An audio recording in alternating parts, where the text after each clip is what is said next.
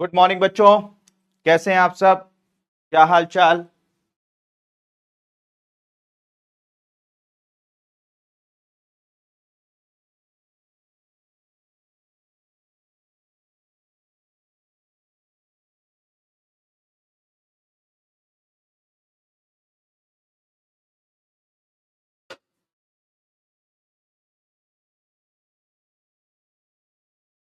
Good morning बच्चों।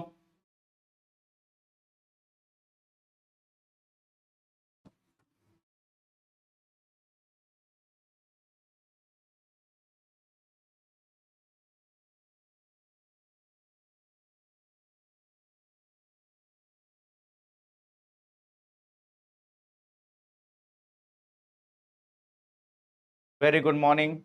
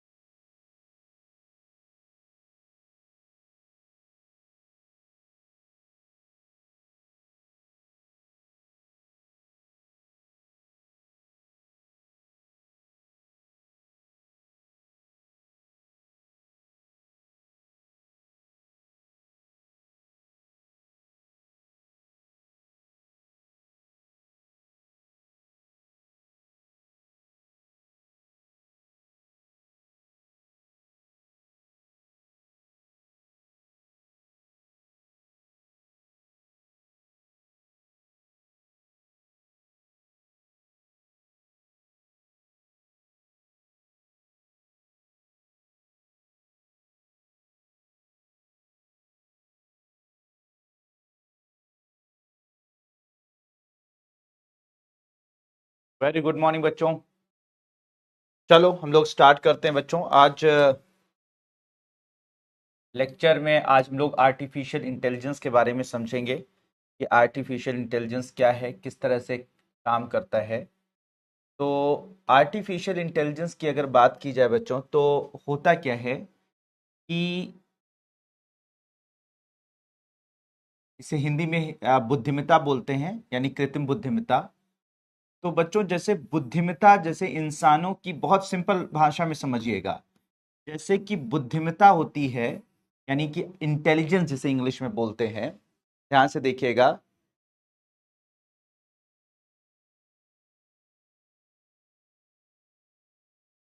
अरे बेटा अभिनव कुमार पांडे, इधर ध्यान दो, ये सब चलता रहेगा। इधर देखिए। तो बुद्धिमत्ता की अगर बात की जाए, इंटेलिजेंस की अगर बात की जाए, तो देखो इंसान जो है एक इंटेलिजेंट प्राणी माना जाता है। माना यह जाता है कि उसके पास बुद्धि है और बुद्धि से वो बहुत सारी चीजें ऐसी करता है जिससे कि और जानवरों से और जो मतलब धरती पर मौजूद जो जीव जंतु हैं उनसे वो अलग माना जाता है। बुद्धिमत्ता की अगर बात की जाए तो बुद्धिमत्ता के बहुत सारे कह सकते हैं फैक्टर्स होते हैं जो इंसान को बुद्धिमत्ता मतलब बुद्धिजीवी बनाते हैं, बुद्धि वाला जानवर बनाते हैं। ठीक है, बुद्धि वाला जीव बनाते हैं। तो जैसे इंसानों के अंदर सेंस करने की क्षमता होती है, यानी संवेदना इंसानों के अंदर किसी चीज को महसूस करने की, किसी चीज की संवेदना करने की, ठीक है, क्षमता होती है। इसलिए इंसान को जो है वो किसी भी चीज कहा जाता है कि ये बुद्धिजीवी है। इसके अलावा, संवेदना के अलावा, इंसानों के अंदर बुद्धिमत्ता के और क्या फैक्टर होते हैं, उसमें ये होता है कि वो किसी भी चीज को क्या कर सकता है कि किसी भी चीज में सेंस करने की क्षमता होती है, या किसी चीज को कह सकते हैं कि ट्रेन अगर उसको कर दिया जाए तो उसमें उसको मतलब एक्सपर्ट होने की क्षमता होती है। मतलब अगर उसमें एक्सपर्ट सिस्टम कहा जाए या किसी चीज में उसकी ट्रेनिंग कर दी जाए तो वो एक्सपर्ट बन जाता है। अगर 4 साल किसी इंजीनियर को ट्रेन कर दिया जाए एक चीज के अंदर, तो वो उसमें क्या हो जाता है, एक्सपर्ट बन जाता है, यानी कि उसमें उसको दक्षता हासिल हो जाती है। तो इसका मतलब ये है कि अगर उसकी ट्रेनिंग की जाए तो उसके अंदर दक्षता आ जाती है। ठीक है। इसके अलावा अगर बात की जाए तो इसको इंसान को जो है वो भाषा ज्ञान होता है, अपनी भाषा से वो चीज़ों को समझा सकता है। ठीक है। या अपनी चीज़ों को बता सकता है।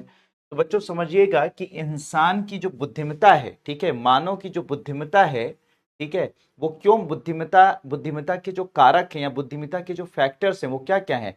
कि इंसान संवेदनाएं रखता है। ठीक है। किसी चीज को महसूस कर सकता है, किसी चीज को फील कर सकता है। दक्षता यानी किसी भी चीज में अगर उसको महारत हासिल करा दी जाए, मतलब उसको ट्रेन कर दिया जाए, तो वो उस चीज में दक्षता हासिल कर लेता है। इसके अलावा इंसानों को भाषा ज्ञान होता है। ठीक है। भाषा ज्ञान होता है, वो अपनी भाषाओं में लोगों को चीजों को समझा सकते हैं। तो ऐसे और भी बहुत सारे फैक्टर्स होते हैं। ठीक है। ऐसे और भी बहुत सारे फैक्टर होते हैं जो कि इंसान को बुद्धिजीवी बनाते हैं, बुद्धिमत्ता की जो कैपेबिलिटी है, ठीक है, उसको प्रोवाइड करते हैं। तो बच्चों याद रखिएगा, ये जो बुद्धिमत्ता के फैक्टर्स हैं, चाहे वो संवेदना वाला, चाहे वो दक्षता वाला, चाहे वो भाषा ज्ञान वाला, चाहे वो कोई और इस तरीके के जो इंसान को बुद्धिजीवी बनाते हैं, अगर इसी को अगर सॉफ्टवेयर की मदद से, हार्डवेयर की मदद से, किसी भी तरीके से अगर हम मशीन के अंदर जोड़ दें, मशीन के अंदर जोड़ दें, ठीक है, जिससे मशीन के अंदर भी संवेदनाएं उत्पन्न हो जाएं, मशीन को ट्रेन किया जाए तो वो भी दक्ष हो जाए, मशीन के अंदर भाषा ज्ञान हो जाए, तो याद रखिएगा इसी को हम लोग क्या बोलते हैं? कृत्रिम बुद्धिमत्ता कहते हैं। क्या बोलते हैं बच्चों? कृत्रिम बुद्धिमत्ता के नाम से जाना जाता है। तो कृत्रिम बुद्धिमत्ता क्या होती है मेरे प्यारे बच्चों? कृत्रिम बुद्धिमत्ता आर्टिफिशियल इंटेलिजेंस। ठीक है। आर्टिफिशियल इंटेलिजेंस क्या है? जब मशीनों के अंदर इंसानों जैसी बुद्धिमत्ता या इंसानों जैसे बुद्धिमत्ता के कारकों को सॉफ्टवेयर की मदद से, हार्डवेयर की मदद से डेवलप कर दिया जाए, तो इसे ही हम लोग आर्टिफिशियल इंटेलिजेंस के नाम से जानते हैं। ठीक है। अब जैसे मान लीजिए कि आप एक छोटा सा उदाहरण ले लेते हैं। पहले मान लीजिए कि आप कहीं रास्ते में जा रहे हैं, तो रास्ते में अगर आपको किसी के घर पर पहुंचना है तो आप क्या करते थे? अपनी गाड़ी रोकते थे और वहां पर कोई इंसान आ रहा था, आप मान लीजिए खड़ा है, तो उससे पूछते थे भैया इनका घर कहाँ है। तो वो अपनी बुद्धिमत्ता का प्रयोग करके बताता था कि अच्छा अच्छा आप ऐसा करिए, सीधे चले जाइए, फिर बाएं मुड़ जाइए, फिर वहां पर पहुंचकर जो है उनका घर मिल जाएगा जहां आप जाना चाहते हैं। ये पहले इंसान अपनी बुद्धिमत्ता से ये बात बताता था। अब उसी चीज को हमने मशीन के अंदर डाल दिया। अब हमने गूगल मैप लगा दिया, उसके अंदर एक लड़की बोलती है, ठीक है, उसको हमने कहा कि हमें इस जगह जाना है, तो वो क्या करती है? अपने सॉफ्टवेयर की मदद से और जीपीएस सैटेलाइट्स की मदद से उस डेस्टिनेशन तक आपको गाइड करते हुए वहां पहुंचा देती है जहां पर आप जाना चाहते हैं। तो क्या हुआ? पहले जहां पर मानव बुद्धिमत्ता का प्रयोग होता था, जहां हम लोगों से पूछ कर जाते थे, उसी चीज को हमने क्या किया? मशीन के अंदर, सॉफ्टवेयर के अंदर, एक मोबाइल के अंदर डेवलप कर दिया। तो एग्जैक्टली ये क्या हो गया? इंटेलिजेंस। ये जो इंटेलिजेंस हमने सॉफ्टवेयर हार्डवेयर की मदद से एक मशीन के अंदर डेवलप कर ली, इसे ही हम लोग ने क्या बोला?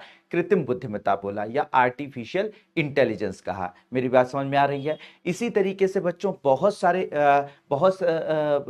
सारी जो है वो कह सकते हैं कि इसके एग्जाम्पल हो सकते हैं। जैसे पहले आप वॉशिंग मशीन में कपड़े डालते थे, तो वॉशिंग मशीन जब नहीं थी, तो मान लीजिए तो वॉशिंग मशीन नहीं थी, तो आप क्या करते थे बच्चों? पहले बाल्टी में पानी भरते थे, फिर आप देखते थे कितने कपड़े हैं, उस कपड़े के हिसाब से पानी डालते थे, फिर उसके अंदर थोड़ा सा जो है डिटर्जेंट पाउडर डालते थे उस हिसाब से, फिर उसके बाद उसमें पानी में जो है वो कपड़े भिगोते थे और उसके बाद उसको मलकर उसको साफ करते थे, फिर उसके बाद उसको धुल लेते थे। यही तो होता था ना। अब आपको करने की जरूरत नहीं, यानी कि मानव बुद्धिमत्ता का वहां पे प्रयोग हो रहा था। अब क्या हो रहा है? आप उसमें जाकर वॉशिंग मशीन में, जो आर्टिफिशियल इंटेलिजेंस से चलने वाली जो ऑटोमेटिक वॉशिंग मशीन्स हैं, उसमें आप जाकर कपड़े डाल दीजिए। बस आप उसमें एक स्विच ऑन कर दीजिए, वो अपने आप सेंस कर लेता है कि कैसा कपड़ा है, कितना कपड़ा है, कितना पानी डालना है, कितना डिटर्जेंट पाउडर डालना है, कितनी बार उसको घुमाना है, कितनी बार उसको मलना है, कितनी बार उसको धोना है और कितने कैसे आपको सुखा कर देना है। तो इसका मतलब जहां पहले मानव बुद्धिमत्ता का प्रयोग होता था,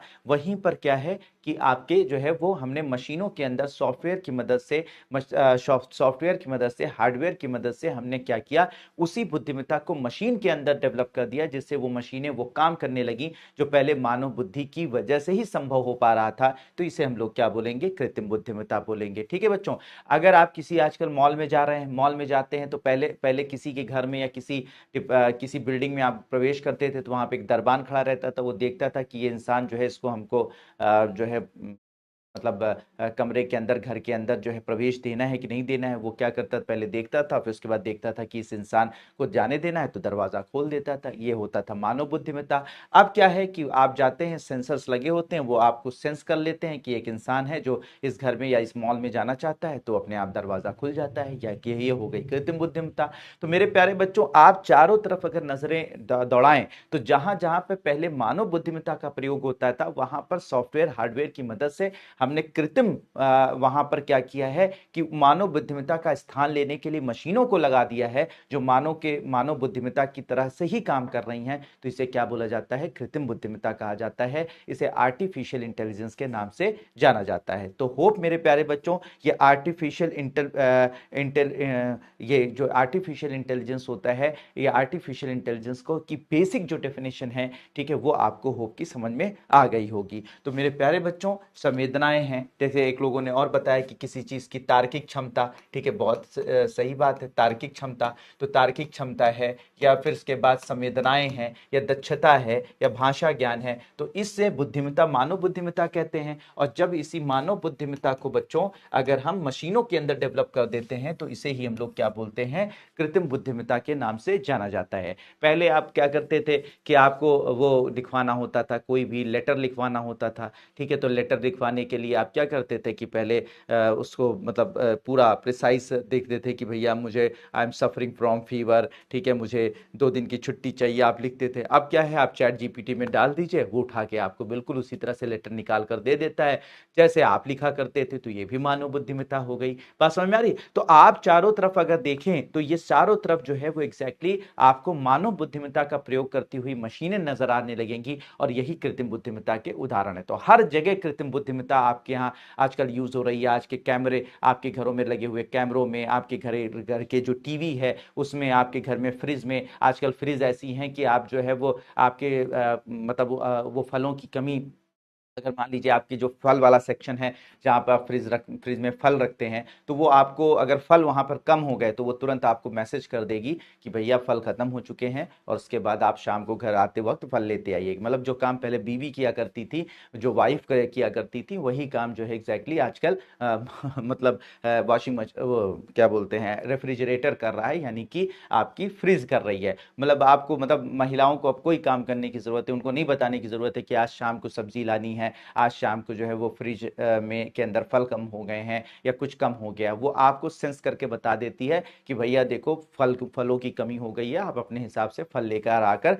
हमारे अंदर रख दो। ये सब चीजें यार आपके पास मैसेज चला जाता है तुरंत कि आपको शाम को क्या लाना है, क्या ये काम पहले माई वाइफ करती थी, आपकी माता, हम लोगों की माताएं बहनें करती थी, अब वो काम जो है फ्रिज कर रही है। ठीक है, तो अब हर चीज है। अब पोछे लगाने की बात होती थी, पहले माताएं बहनें करती थी, अब रोबोट आ गया, आर्टिफिशियल इंटेलिजेंस आपके घर में छोड़ दीजिए आप, वो एक बार पूरा सेंस कर लेगा कितना बड़ा घर है, उसको नाप जोख कर लेगा, और उसके बाद आप सुबह उठेंगे, उसको सेट कर दीजिए, सुबह आपके उठने से पहले पोंछा झाड़ू सब लग चुकी होती है। ये आर्टिफिशियल इंटेलिजेंस है। तो मेरे प्यारे बच्चों, अब आपको होप की समझ में आ गया होगा कि आर्टिफिशियल इंटेलिजेंस एक जगह पर नहीं है। आर्टिफिशियल इंटेलिजेंस इस वक्त हर जगह पर उसका उपयोग किया जा रहा है, ठीक है, हर लेवल पर उसका उपयोग किया जा रहा है। ठीक है, तो सीधी सी बात है बच्चों कि मानव बुद्धिमत्ता को जब मानव बुद्धिमत्ता को जब मशीनों के अंदर उत्पन्न कर दिया जाएगा और वो मानव जैसा व्यवहार करने लगेंगी या मानव जैसे कार्य करने लगेंगी, तो उसे कृत्रिम बुद्धिमत्ता के नाम से जानते हैं। तो मेरे प्यारे बच्चों, बिल्कुल बात क्लियर हो गई कि कृत्रिम बुद्धिमत्ता क्या होती है, किस तरीके से होती है, बिल्कुल बात क्लियर है? जल्दी बताइए।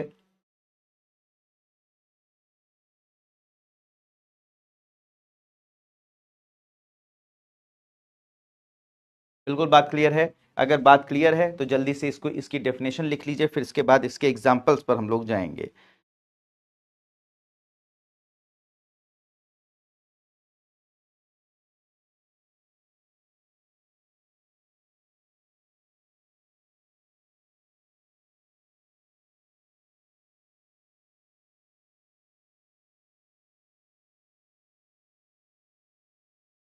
बिल्कुल बात क्लियर। ठीक है, तो बिल्कुल, तो जल्दी से इसको लिख लीजिए। आर्टिफिशियल इंटेलिजेंस या कृत्रिम बुद्धिमत्ता, आर्टिफिशियल इंटेलिजेंस या कृत्रिम बुद्धिमत्ता मशीनों और कंप्यूटरों को, मशीनों तथा कंप्यूटरों को, मशीनों तथा कंप्यूटरों को इंसानों की तरह सोचने सीखने, मशीनों तथा कंप्यूटरों को इंसानों की तरह सोचने, कृत्रिम बुद्धिमत्ता, आर्टिफिशियल इंटेलिजेंस या कृत्रिम बुद्धिमत्ता मशीनों और कंप्यूटरों को इंसानों की तरह सोचने सीखने समझने, कंप्यूटरों को, मशीनों और कंप्यूटरों को इंसानों की तरह सोचने सीखने समझने और निर्णय लेने की क्षमता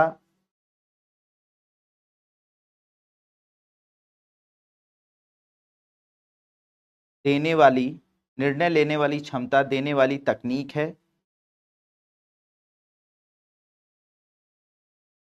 निर्णय लेने की क्षमता देने वाली तकनीक है जो डेटा के आधार पर, जो डेटा के आधार पर, जो डेटा के आधार पर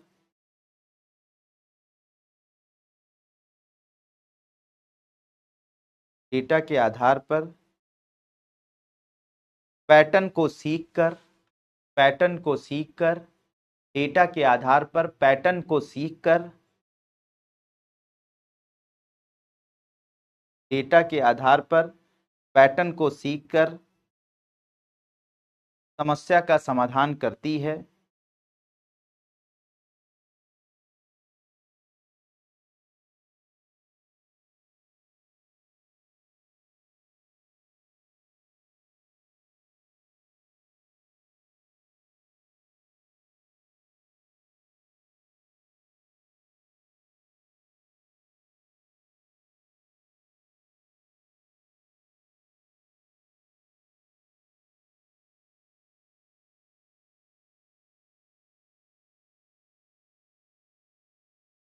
समस्या समाधान करती है।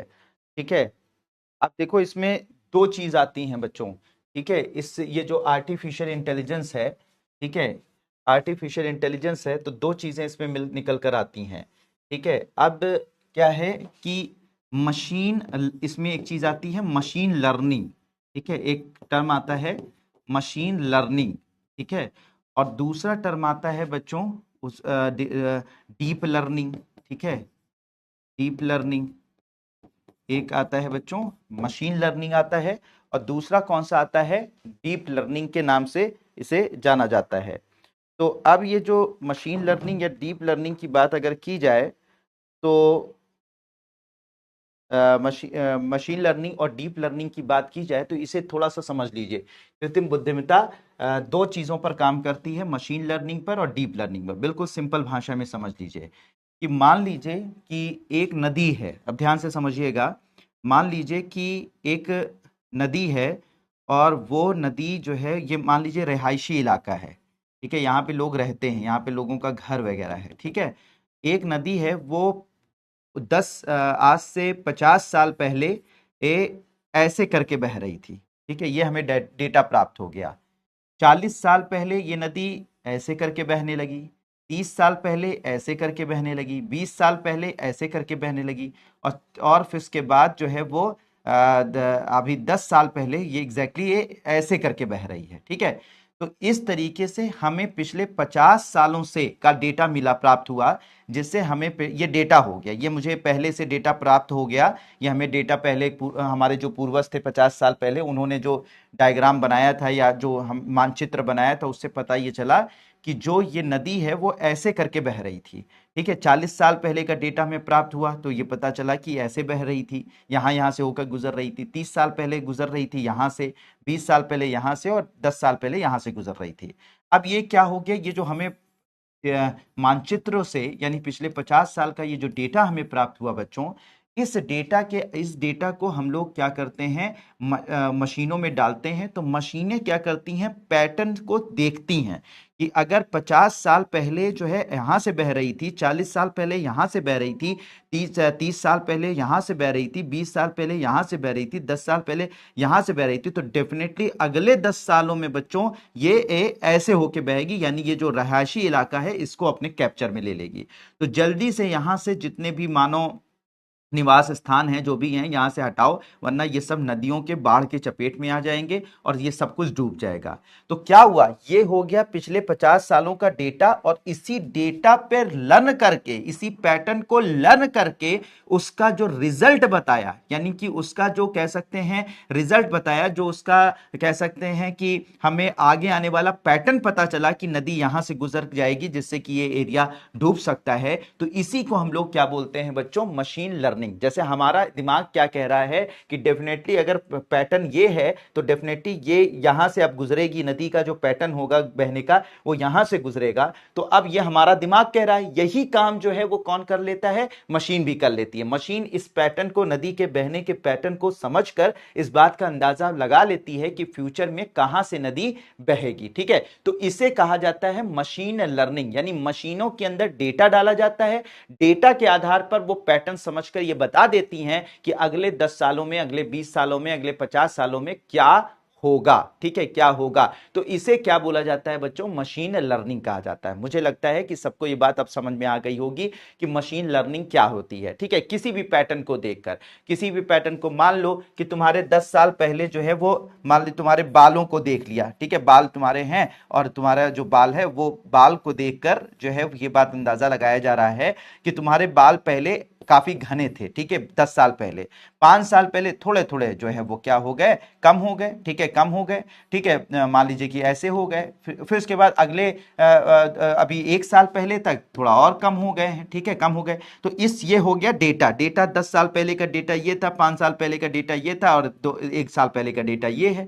अब इसी को मशीन में डाल दिया तो मशीन समझ जाएगी कि पहले ज्यादा थे, फिर कम हुए, फिर कम हुए। इसका मतलब ये अगले अगले कुछ दिनों में, मतलब अगले कुछ सालों के अंदर ये गंजा हो सकता है, यानी कि ये जो है वो बाल्ड हो सकता है। ठीक है, बाल्ड हो सकता है। तो अब मशीन को पता चल गया, तो वो बता देगी, प्रेडिक्ट कर लेगी कि अगले 2-4 सालों में आप हो सकता है गंजे हो जाए। तो इस तरीके से आपको हो सकता है विग लगवानी पड़े, हो सकता है आपको हेयर ट्रांसप्लांट करना पड़े, या भी जो भी चीजें हैं उसे आप कर सकते हैं। तो ये जो डेटा हो गया, और इसी को जब डेटा डालकर जो है मशीनें जो है पैटर्न समझकर और रिजल्ट बताती हैं, तो इसे बोला जाता है मशीन लर्निंग कहा जाता है। क्या बोला जाता है, मशीन लर्निंग। तो डेटा के आधार, जैसे अभी हम लोगों ने क्या भेजा था, एक दुनिया का सबसे एडवांस सैटेलाइट भेजा था, दुनिया का सबसे एडवांस रिमोट सेंसिंग सैटेलाइट भेजा था। उसका क्या नाम था, उसका नाम था आपका निसार था। तो निसार क्या करेगा, 4 साल तक पूरे अर्थ पर होने वाली जितनी भी प्राकृतिक घटनाएं हैं उनके डेटा को इकट्ठा करेगा। जो भी डेटा 1 सेंटीमीटर पर भी कोई अगर चेंजेस होंगे तो उन डेटा को इकट्ठा कर लेगा। फिर उसके बाद 4 साल में जो डेटा इकट्ठा होगा, 24/7 जो डेटा इकट्ठा होगा, उसी डेटा को मशीन लर्निंग में डालकर यह सीखा जाएगा कि अगले सालों का, अगले दशकों में, अगले सैकड़ों सालों में पृथ्वी का लेवल क्या होगा, पृथ्वी पर कौन कौन सी घटनाएं, दुर्घटनाएं हो सकती हैं। तो ये क्या हो गई, मशीन लर्निंग। तो होप कि बच्चों इस बात को अंदाजा लगाना, यानी मशीन के अंदर जो है वो हम क्या करते हैं, डेटा फीड करते हैं, और फिर डेटा के आधार पर वो क्या करता है कि इस बात का अंदाजा लगाता है कि आगे होने वाला फ्यूचर में क्या है। तो इसे मशीन लर्निंग कहा जाता है। तो मेरे प्यारे बच्चों, बिल्कुल सिंपल भाषा में आपको समझ में आ गया होगा कि मशीन लर्निंग क्या होती है, मशीन लर्निंग कैसे काम करती है। बिल्कुल बात क्लियर है बच्चों, जल्दी बताइए। शालिनी सिंह कह रही, यानी कि सर पैटर्न को देखकर सिर्फ अंदाजे से बता देना कि आगे क्या होगा। बिल्कुल ठीक है, हाँ बिल्कुल बिल्कुल, फ्यूचर प्रिडिक्शन की बात है अभी, मतलब कि अगर बता दी तो इसे मशीन लर्निंग कहते हैं। अब डीप लर्निंग क्या है बच्चों, डीप लर्निंग ही मशीन लर्निंग का ही एक पार्ट है, मशीन लर्निंग का ही एक्सटेंडेड पार्ट है। तो उसे हम क्या बोलते हैं, डीप लर्निंग। डीप लर्निंग बिल्कुल मशीनें, बिल्कुल इंसानों के जो ब्रेन जैसे काम करता है, इंसानों का जो ब्रेन होता है जैसे काम करता है, जिस पैटर्न पर काम करता है, उसी पैटर्न को मिमिक करना, यानी कि उसी तरीके से चीजों को प्रिडिक्ट करना, उसी तरीके से प्रिडिक्ट करना, जैसे इंसान का दिमाग प्रिडिक्ट करता है उसी चीज को फॉलो करना, उसी चीज की कॉपी करना, एग्जैक्टली क्या कहलाता है, उसे डीप लर्निंग कहा जाता है। क्या बोला जाता है? Deep learning. तो क्या हो गया मेरे प्यारे बच्चों, बिल्कुल सिंपल भाषा में कहीं बता देना, ठीक है। यही सब मशीन लर्निंग, डीप लर्निंग जो है वो इसमें तुम कंफ्यूज होते थे, ठीक है, आर्टिफिशियल इंटेलिजेंस में कंफ्यूज होते थे। अब जिंदगी में कभी कंफ्यूज मत होना। सीधी सी बात है, अगर आपसे कहा जाए कि आर्टिफिशियल इंटेलिजेंस क्या है, तो आप बताइए मशीनों का, इंसानों का जो इंटेलिजेंस का पार्ट होता है, चाहे वो कुछ भी हो, किसी चीज को, किसी चीज की संवेदना करना हो, किसी चीज में दक्षता हासिल करना हो, तार्किक क्षमता हो, भाषा ज्ञान हो, अगर ये सारी चीजें सॉफ्टवेयर हार्डवेयर की मदद से मशीनों में उत्पन्न कर दी जाए तो इसे कृत्रिम बुद्धिमत्ता कहते हैं। यानी क्योंकि मशीनें जो है मानव बुद्धिमत्ता को जो है कॉपी करने लगे तो इसे कृत्रिम बुद्धिमत्ता कहते हैं। अब कृत्रिम बुद्धिमत्ता दो पैटर्न पर काम करती है, machine learning, deep learning. Machine learning में क्या होता है बच्चों, मशीन लर्निंग में पुराने डेटा के आधार पर प्रिडिक्ट कर, पुराने डेटा के आधार पर पैटर्न को समझकर जो है वो प्रिडिक्ट करती हैं फ्यूचर, जो है हमारी जो मशीनें हैं, तो इसे बोला जाता है आपका मशीन लर्निंग कहा जाता है। और मशीन लर्निंग का एक पार्ट होता है जिसमें इस चीज को करने के लिए, यानी कि मशीन लर्निंग करने के लिए इंसानों की बुद्धि, इंसानों का जैसे ब्रेन काम करता है, उस ब्रेन की कॉपी, मतलब ब्रेन जिस लेवल पर काम करता है, यानी कृत्रिम बुद्धिमत्ता के अंदर मशीन लर्निंग उस टाइप की मशीन लर्निंग होनी चाहिए जैसे कि इंसान का दिमाग करता है, तो उसकी कॉपी जब मशीनें करती हैं, इंसान के दिमाग की कॉपी करती हैं, तो इसे कहा जाता है डीप लर्निंग। मतलब कि पैटर्न के आधार पर जो है वो फ्यूचर प्रिडिक्ट करना, ये हो गया आर्टिफिशियल डीप मशीन लर्निंग। और जैसे इंसान का दिमाग उस काम को करता है, तो इंसान के दिमाग जैसा जब मशीनें करने लगती हैं, इंसान के दिमाग को कॉपी करती हैं, तो इसे बोलते हैं डीप लर्निंग। तो मेरे प्यारे बच्चों, होप कि आपको समझ में आ गया कि समझ में आ गया होगा कि एग्जैक्टली कृत्रिम बुद्धिमत्ता क्या है, मशीन लर्निंग क्या है, डीप लर्निंग क्या है। मशीन लर्निंग जो है मशीन लर्निंग का ही एक जो है वो एक्सटेंडेड पार्ट होता है डीप लर्निंग, जिसमें मशीनें जो है इंसान के दिमाग को क्या करती हैं, कॉपी करती हैं। इंसान का दिमाग जैसे समस्या समाधान करता है, वैसे ही जो है वो मशीनें करती हैं, तो इसे कहा जाता है डीप लर्निंग। बिल्कुल बात क्लियर है बच्चों? बिल्कुल बताइए, बिल्कुल बात क्लियर है?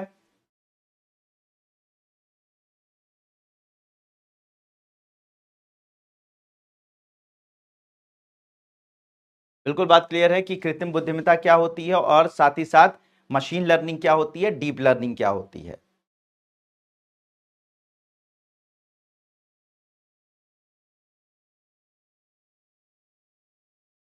बहुत बढ़िया, बहुत बढ़िया।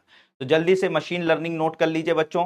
मशीन लर्निंग क्या होती है तो लिख लीजिएगा, इसके दो भाग होते हैं कृत्रिम बुद्धिमत्ता के, जहां पे लिखा है डेफिनेशन वहीं पर लिख लीजिए कि इसके दो भाग होते हैं। इसके दो भाग होते हैं। पहला मशीन लर्निंग, पहला मशीन लर्निंग,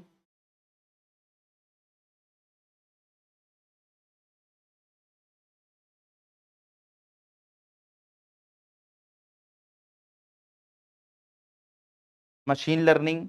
मशीन लर्निंग में लिखिए, यह एआई का एक हिस्सा है, यह एआई का एक हिस्सा है, यह एआई का एक हिस्सा है जो सिस्टम को डेटा से खुद सीखने, यह एआई का एक हिस्सा है जो सिस्टम को डेटा से खुद सीखने और बेहतर, यह एआई का एक हिस्सा है जो सिस्टम को डेटा से खुद सीखने और बेहतर बनाने की अनुमति देता है। यह एआई का एक हिस्सा है जो सिस्टम को डेटा से खुद सीखने और बेहतर बनाने की अनुमति देता है, बिना स्पष्ट रूप से प्रोग्राम किए, बिना स्पष्ट रूप से प्रोग्राम किए, बिना स्पष्ट रूप से प्रोग्राम किए। फिर डीप लर्निंग लिखिएगा, deep learning, deep learning, deep learning.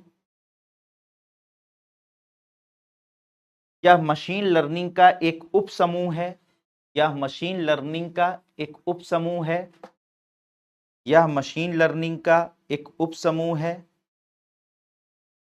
या मशीन लर्निंग का एक उप समूह है जो मानव मस्तिष्क की नकल करता है,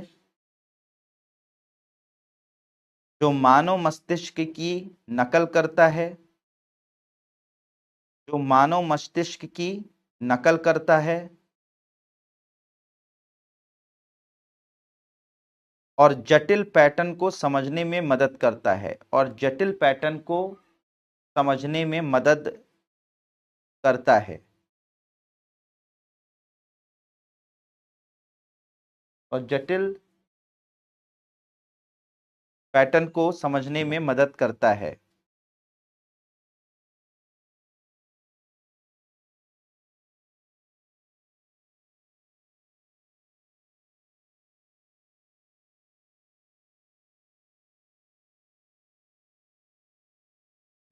मदद करता है।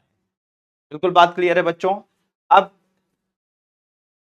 इसका आजकल कहां कहां पे यूज हो रहा है, तो कहां कहां पे अगर यूज हो रहा है तो बच्चों आजकल जो है वो एआई का हर जगह यूज हो रहा है। वॉइस असिस्टेंट में, वॉइस असिस्टेंट असिस्टेंट का मतलब हो गया कि आपको, जैसे आप गूगल से कहते हैं भाई चलो जो है वो हमें ये रास्ता बता दो या ये सर्च करके बता दो, तो हे आईफोन वाले सीरी को पुकारते हैं, तो वहां पर ये मदद करता है। आजकल ऑनलाइन शॉपिंग में ये मदद कर रहा है।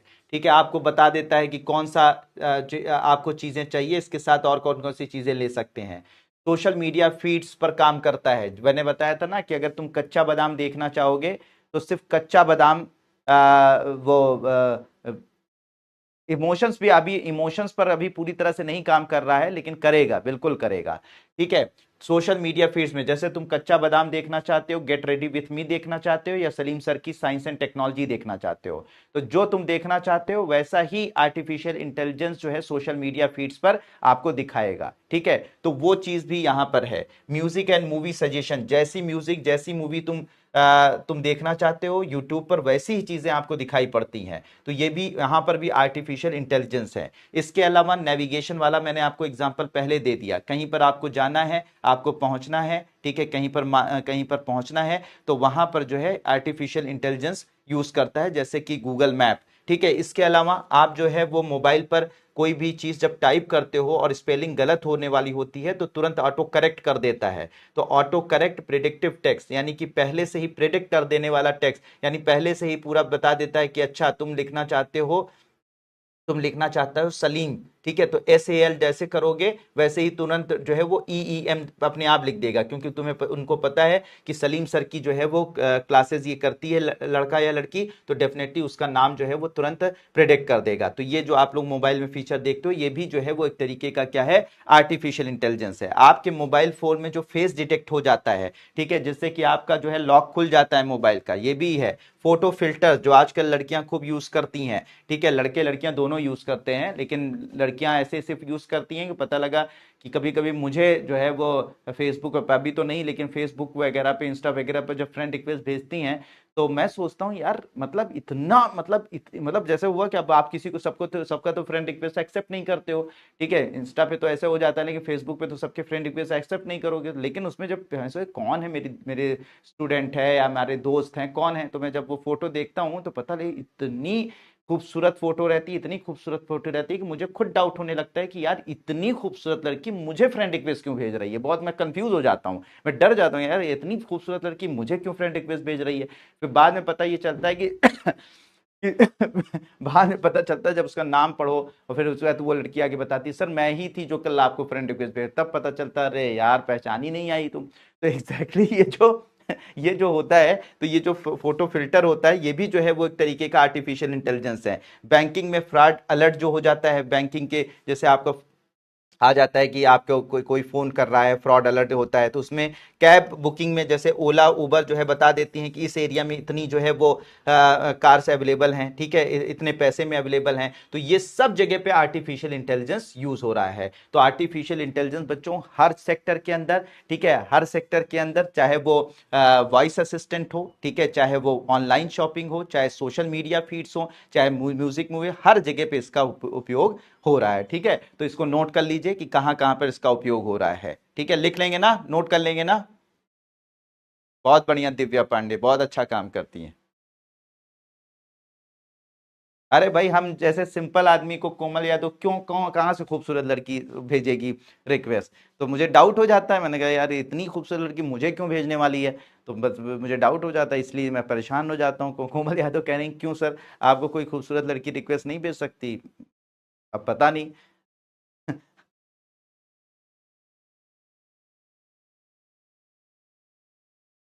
दिव्या कुमारी कर रही हैं, सर आप तो ऑलरेडी मैरिड हैं। हाँ तो मैरिड हैं तो क्या हुआ भाई, इमोशंस का कोई वो थोड़ी ना होता है। ठीक है, मैं मेरी तरफ से थोड़ी ना होगा, वो सामने वाली, वही तो बात है ना कि सामने वाली क्यों भेज रही जब उसे पता है तो। चलो नोट कर लो इसे बच्चों, कहाँ कहाँ पर यूज होता है।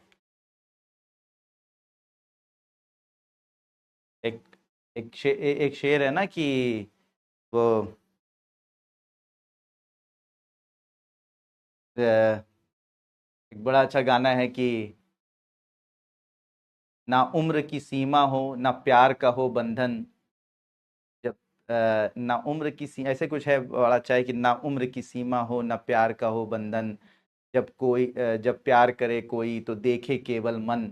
मतलब उम्र, शादी, प्यार, जब कोई किसी को पसंद करता है तो उसमें थोड़ी ना सोचता है कि कौन क्या है, कैसे है, किस तरह से। प्रेम तो प्रेम है, प्रेम तो हो ही जाता है। ठीक है, तो हो जाता है। तो इससे तो और डर लगता है आजकल के ज़माने में भैया, ये जो मतलब अगर किसी, मान लो किसी को कोई पसंद आ गया, पता लगा ज़बरदस्ती फ्रेंड में, पता लगा कि अच्छा खासा जीवन चल रहा है उसमें तबाही आ गई, तो ये सबसे भी बड़ा डर लगता है आजकल।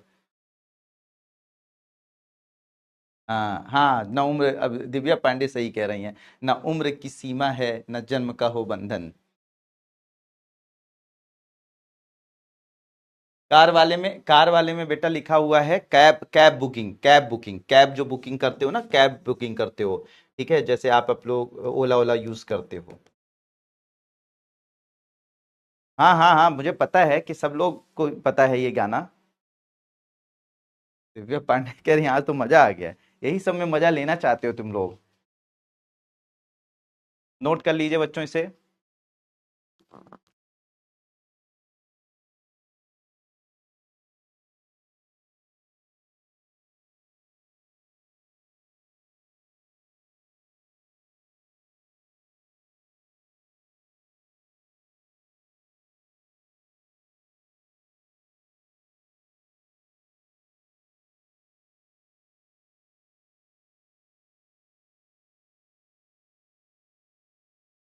बैंकिंग के आगे लिखा हुआ है तो बेटा फ्रॉड, फ्रॉड, फ्रॉड।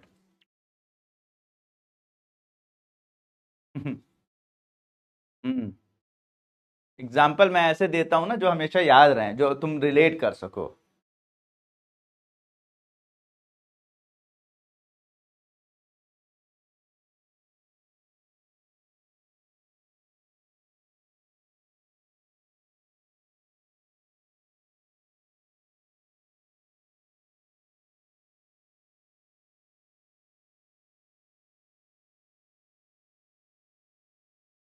नहीं नहीं बेटा, हम लोग वो कुछ लोग कह रहे हैं कि आज की जो क्लास है वो मैम देखेंगी गुस्सा हो जाएंगी। नहीं नहीं, मैम भी आज ही के ज़माने की हैं, तो वो समझती हैं कि अ, उनको बहुत विश्वास है मेरे ऊपर, तो ऐसा नहीं है। उनको पता है कि मैं बहुत दिल का साफ इंसान हूँ, कुछ भी बोलता हूँ, किसी से भी बात करता हूँ, लेकिन सबकी सीमाएं जो हैं वो जो सीमाएं हैं उनको लांघना मेरे लिए मुश्किल रहता है। तो आप परेशान मत होइए।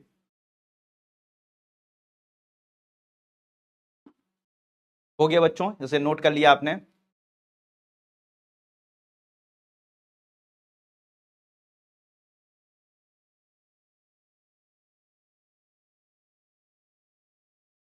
हाँ, बहुत सारे आर्टिफिशियल इंटेलिजेंस में डिफरेंस होता है।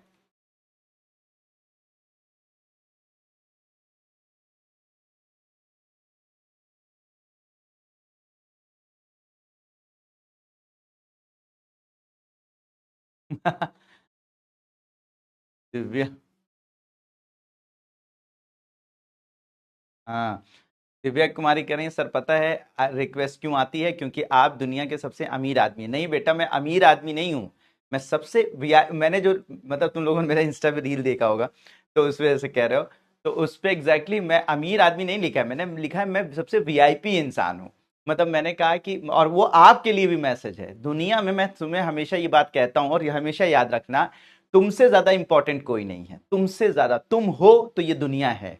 जरा इमेजिन करो इस बात को, जरा दिल से सोचना, तुम हो तो ये दुनिया है, तुम नहीं हो तो दुनिया नहीं है। मतलब क्या है?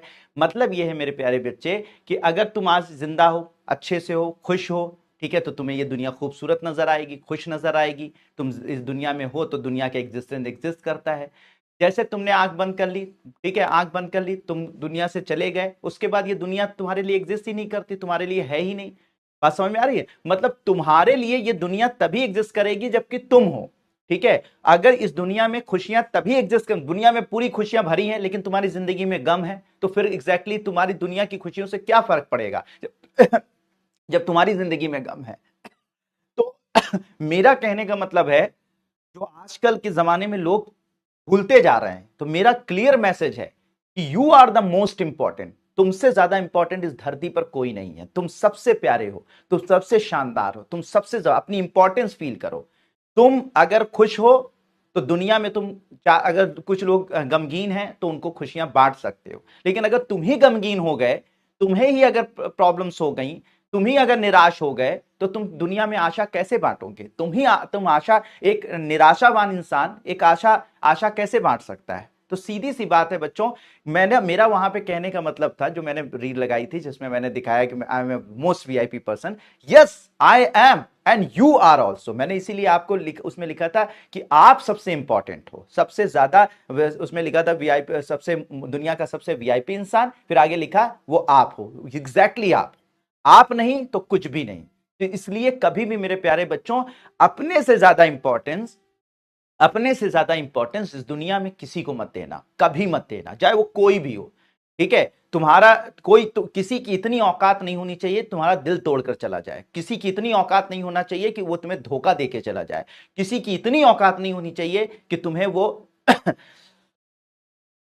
तुम्हारे रास्ते से हटाकर चला जाए, ठीक है। तो तुम अपनी इंपॉर्टेंस जरूर याद रखना, मेरा यहां पर क्या है। और ये चीज मैंने भी बहुत धोखा खा के सीखी है, मैंने, ऐसा नहीं कि मैं बचपन से ऐसे था, मैंने हमेशा सीखा। तो आज इस उम्र में मुझे इस बात का मतलब परम ज्ञान हुआ, एक ब्रह्म ज्ञान हुआ कि नहीं साहब, तुम हो तो सब है, तुम नहीं तो कुछ भी नहीं। जो हम लोग हमेशा हमेशा दूसरों की खुश करने के लिए, दूसरों की खुशियां देने के लिए, दूसरों की खुशियां बांटने के चक्कर में अपनी खुशियां खत्म करते चले जाते हैं, ये बहुत खतरनाक है, बहुत डेंजरस है, ठीक है।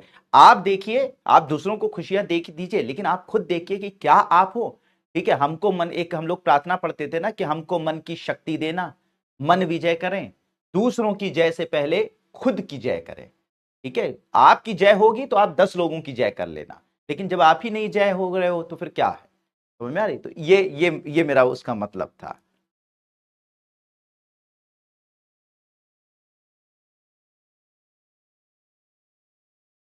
अरे बहुत लोग धोखा देते रहते हैं, बहुत सारे, ऐसा सिर्फ धोखा उसी तरीके से नहीं बचता बच्चे, बहुत सारे धोखे होते रहते हैं। मैं पहले हमेशा डेडिकेटेड, दूसरों के लिए करना, दूसरे के लिए ऐसा करना वैसा करना, ये कर दिया वो कर दिया, बाद में सब एक टूल की तरह से यूज करने लगे। टूल की तरह से मतलब कि मतलब कुछ भी होगा ये प्रॉब्लम सॉल्व कर देगा, प्रॉब्लम सॉल्व हो जाती थी, और जब प्रॉब्लम सॉल्व हो जाए तो वो लात मार के निकल जाते थे। तो फिर मैंने सोचा यार, फिर एक वक्त आया कि मैं बहुत ज्यादा, मतलब मेरी तबीयत खराब हो गई, और तबीयत यही सब करते करते, तो जब मुझे समझ में आया कि यार मैं ही नहीं तो फिर ये सब क्या होगा, तो फिर ये जब ब्रह्म ज्ञान मेरे पास आया, तो आजकल मैं यही ज्ञान सबको बांट रहा हूं, ठीक है। इसलिए आजकल सबको यही गाइड है कि किसी को पहले, वक्त से पहले मेरे स्तर तक ना पहुंचना पड़े, ठीक है, उसको पहले से ही ज्ञान हो जाए, ठीक है। तो मैं अपने बच्चों को, अपने स्टूडेंट्स को, या जो भी मेरे साथ जुड़े रहते हैं, ठीक है, हाँ,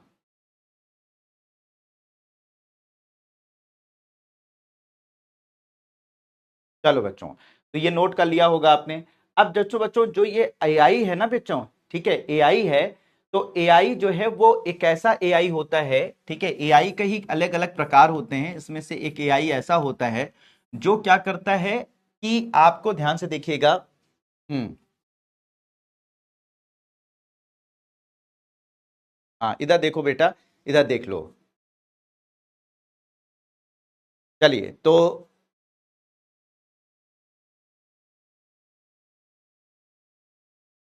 हाँ, इधर देखो बेटा सब लोग। तो एआई जो है, कुछ एआई ऐसे होते हैं जो आपके जैसे आपने टेक्स्ट डाल दिया यानी कुछ लिख दिया उस एआई पर, तो वो क्या करेगा, टेक्स्ट से जो है वो साउंड क्रिएट कर देगा। ठीक है, साउंड क्रिएट कर देगा, वॉइस क्रिएट कर देगा।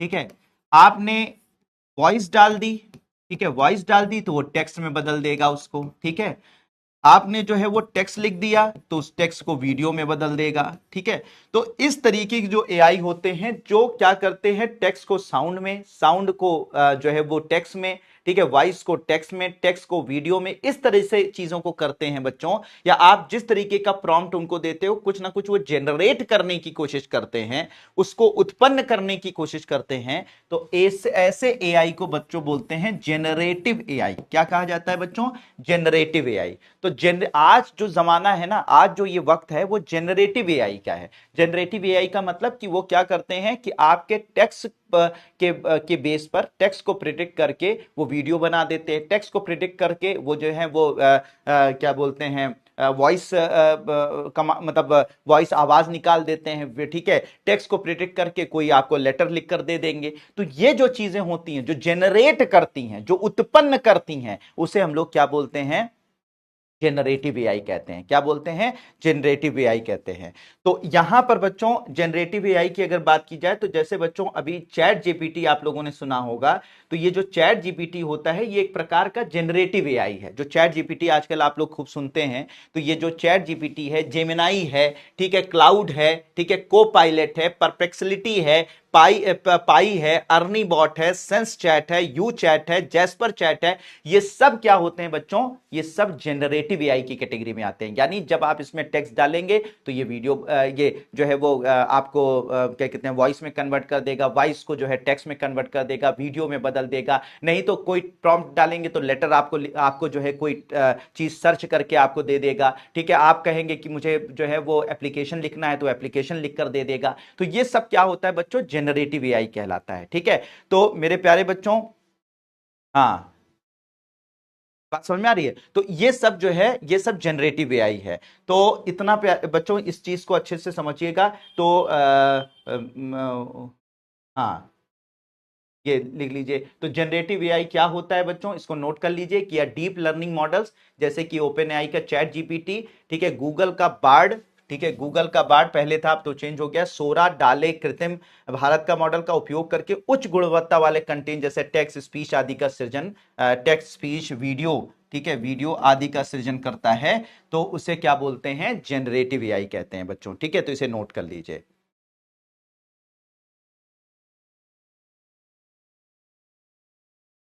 हाँ, बिल्कुल सही बात है।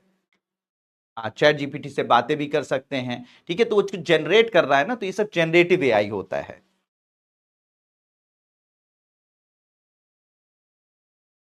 इसको नोट कर लीजिए, समझ में आ गई बात, जनरेटिव एआई क्या होता है।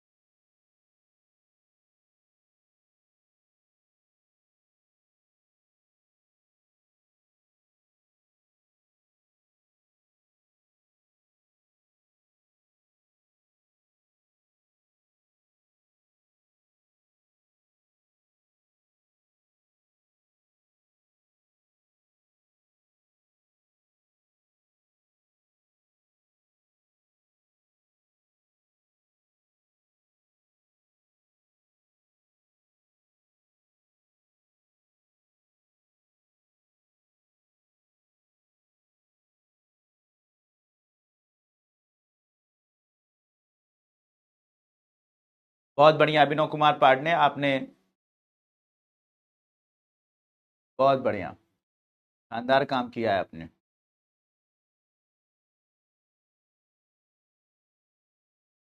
नहीं नहीं, डीएमपी टेस्ट में नहीं चेक करता बेटा दिव्या कुमारी। समीक्षा सक्सेना सर, एआई से भी कुछ भी सर्च को करो, अच्छे से इजीली समझा देता है, बिल्कुल। सर जी, दूसरों के अनुभव को समझकर आगे बढ़ना चाहिए। हाँ, बहुत सही बात उमा शर्मा। इससे ये सारे नोट कर लीजिए बच्चों, टॉप एआई चैटबॉट्स और उनकी कंपनियां, ये आपसे पूछी जा सकती हैं। ये सारा नोट कर लीजिए।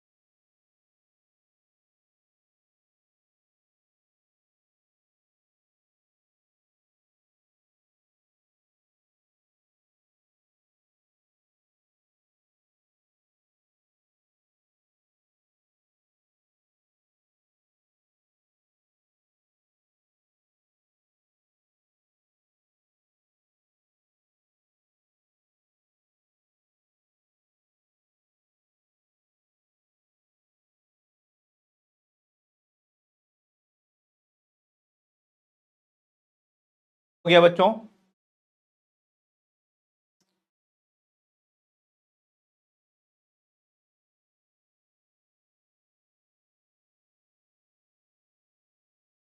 डीप सीक भी चाइना का है, आप उसे भी लिख सकते हैं। ठीक है, डीप सीक चाइना का है।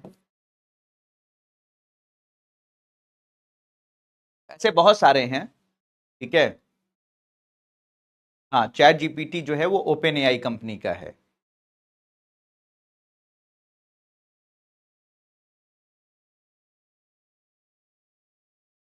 सोरा जो है वो वीडियो बनाता है। ठीक है, टेक्स्ट आप डाल देंगे तो टेक्स्ट के हिसाब से ये क्या करेगा, वीडियो बना देगा। सोरा।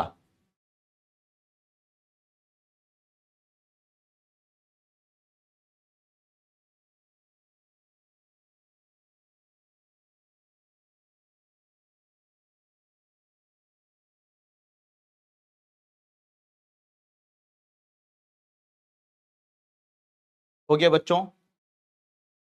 जेमिनी है, जेमिनाई, जेमिनाई, ठीक है। चलो, अब स्पेशलाइज्ड एआई असिस्टेंट कौन से हैं जो एआई असिस्टेंट आपका करते हैं? सिरी है एप्पल का, ये आपको जो है एप्पल में आपके आईफोन में मौजूद होता है, इससे आप कोई भी असिस्टेंस ले सकते हैं। एलेक्सा जो है अमेजॉन का है, ठीक है। कॉर्टाना जो है वो अब बंद हो चुका है, माइक्रोसॉफ्ट का था। पिक्स बाई जो है वो सैमसंग का है। तो ये जो है स्पेशलाइज एआई असिस्टेंट है, यानी मोबाइल के अंदर रहते हैं, और मोबाइल से आप जब मोबाइल या लैपटॉप के अंदर रहते हैं तो जब आप उनसे बोलते हो कोई का, तो वो असिस्ट करते हैं आपको, चीजों को सर्च कर देते हैं, सारी चीजें करते हैं, ठीक है। आपके मोबाइल के एप्लीकेशन में एक की तरह से काम करते हैं, ठीक है। तो बहुत बढ़िया अभिनव कुमार पांडे भाई, आप डाटा साइंस इंजीनियर हैं, बधाई है आपको, ठीक है। मैं समझ रहा था कि आप डेटा साइंस से ही कुछ जुड़े हुए हैं, तभी इतनी अच्छी अच्छी चीजें कर रहे हैं, ठीक है बेटा। तो अब यहां पर सीरी जो है एप्पल का है, एलेक्सा अमेजॉन का है, कॉर्टेना माइक्रोसॉफ्ट का था, पिक्स बिक्स बाई जो है वो सैमसंग का है। तो स्पेशलाइज एआई असिस्टेंट ये सारे हैं, इनको भी नोट कर लीजिए, किसका किसका है ये, किसका किसका है, इसको अच्छे से नोट कर लीजिए।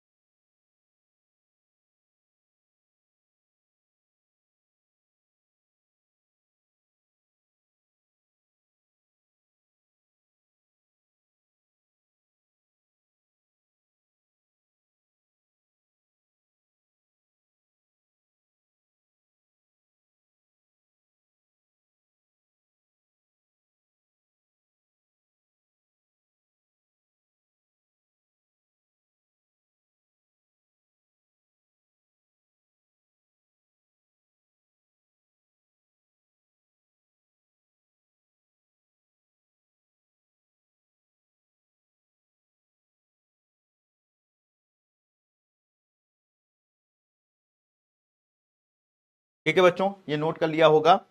तो इसके बाद भारत के कुछ एआई हैं, ठीक है, जो भारत में डेवलप किए जा रहे हैं, ठीक है, और उनकी कंपनियां, उसको भी नोट कर लीजिए। जैसे भारत जीपीटी है, ठीक है, कोर ओवर डॉट ए आई का नाम की कंपनी ने इसको बनाया है, भारतीय भाषाओं में चैटबॉट सेवाएं दे रही है ये भारतीय कंपनियां हैं, ठीक है। यूपीआई और डिजिटल सेवाओं से जुड़ा है। हैप्टिक है, हैप्टिक रिलायंस जियो का है ये, ग्राहक सेवा, ई कॉमर्स और हेल्थ केयर में सबसे ज्यादा उपयोग हो रहा है। अवामो जो है वो अवामो इंडिया का है, हेल्थ केयर, बैंकिंग और टेलीकॉम सेक्टर के लिए एआई चैटबॉट है। निकी डॉट ए आई है, ये बेंगलुरु की कंपनी है, उसका है, शॉपिंग, बिल पेमेंट और टिकट बुकिंग के लिए एआई चैट असिस्टेंट है। येलो डॉट ए आई है, येलो मैसेंजर, ठीक है। जियो एआई चैटबॉट है, रिलायंस जियो प्लेटफॉर्म के लिए। और टाटा न्यू एआई असिस्टेंट है, टाटा डिजिटल से। तो ये सब जो है बच्चों इंडिया के एआई हैं, किस किस कंपनी के हैं ये आपसे पूछे जा सकते हैं, तो इसे नोट कर लीजिए, ये भी इंडिया के एआई हैं ये। और इंडिया का पहला जो कृत्रिम एआई था उसका नाम था कृत्रिम, ठीक है। इंडिया का जो पहला एआई था वो क्या है, कृत्रिम था। उसके बारे में भी बताता हूं, पहले इसे नोट कर लें।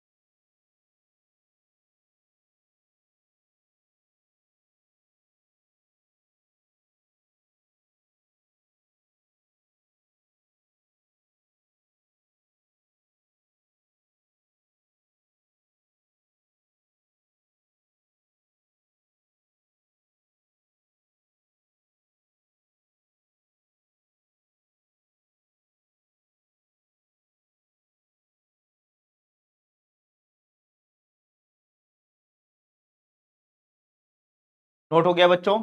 सारा नोट हो गया?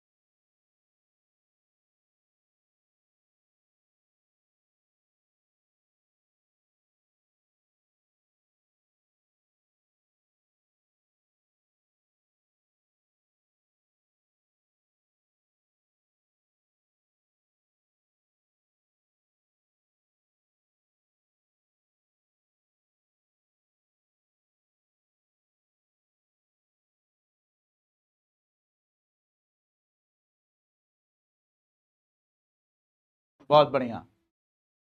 तो ये चीज यहां पर हो गई। अब भारत का जो एआई है, जो सबसे पहला एआई था, भारत का जो सबसे पहला एआई आया है वो है कृत्रिम। ओला कंपनी का एक एआई मॉडल है।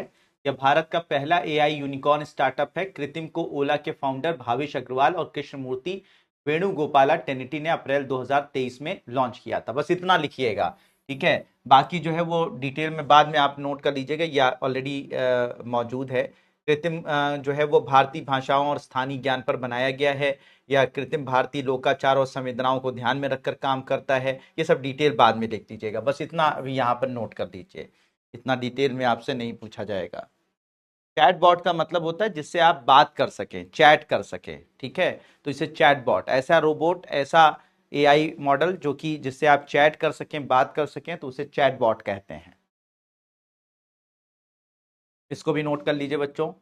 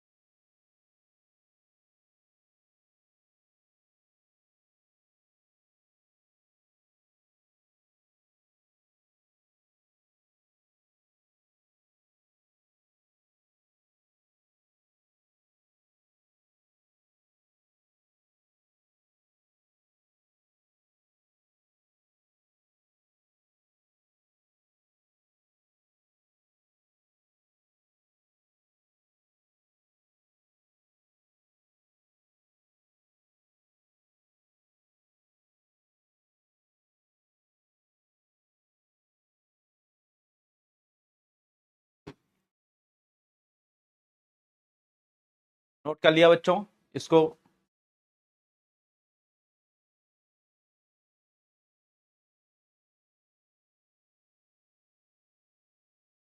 ये नोट हो गया?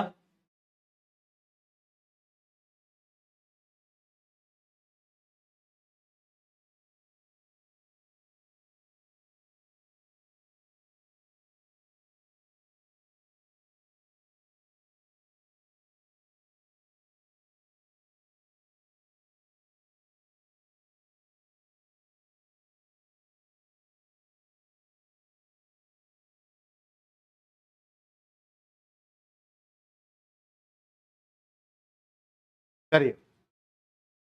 फिर इसके बाद एक सुवस सॉफ्टवेयर बनाया गया है सुप्रीम कोर्ट के लिए। सुप्रीम कोर्ट विधिक अनुवाद सॉफ्टवेयर। इसमें जैसे सुप्रीम कोर्ट कोई भी फैसले बच्चों देता है तो इंग्लिश में देता है। भारत में जो जितने भी फैसले सुप्रीम कोर्ट के आते हैं वो किस में आते हैं, इंग्लिश में आते हैं। तो अब जो हिंदी भाषी हैं या किसी तमिल भाषी हैं या जो भी अलग अलग भाषा के लोग हैं वो इस फैसले को कैसे समझें। तो ये जो सॉफ्टवेयर है, सुवस सॉफ्टवेयर है, ये क्या करेगा, इंग्लिश की जो भी वर्डिक्ट हैं, जो सुप्रीम कोर्ट वर्डिक्ट देता है, ठीक है, तो उसे जो है भारत की जो क्षेत्रीय भाषाएं हैं, हिंदी है, उनमें इसे अनुवाद कर देता है। तो इससे कोई भी इस अनुवाद को पढ़कर उस कोर्ट के फैसले को समझ सकता है। ठीक है, सुपेज सॉफ्टवेयर है, इसमें क्या करता है कि जो ये वकीलों वगैरह के लिए है, जो मतलब वकील हैं, जो जज हैं, उनके लिए कि ये कोई भी केस को अगर स्टडी करना होता है, किसी केस का अध्ययन करना होता है कि पहले कौन सा फैसला इस केस में दिया गया है, आज कौन सा फैसला इसके अंदर दिया जा सकता है, तो ये सब पर स्टडी करने के लिए सुपेस नाम का एआई सॉफ्टवेयर बनाया गया है। तो दो सॉफ्टवेयर है जो उनका मतलब अगर अगर आपसे पूछा जाए कि आजकल जो है वो कानून में भी, ठीक है, कानून में भी जो है वो एआई का यूज होने लगा है। तो सुवस सॉफ्टवेयर क्या करता है, सुप्रीम कोर्ट के जितने भी फैसले हैं उनको क्षेत्रीय भाषाओं में कन्वर्ट कर देता है, और सुपेस सॉफ्टवेयर जो है वो किसी भी फैसले को जानने समझने में जो है वो मदद करता है। ठीक है, किसी केस को समझने जानने में मदद करता है। तो इसे भी नोट कर लीजिए।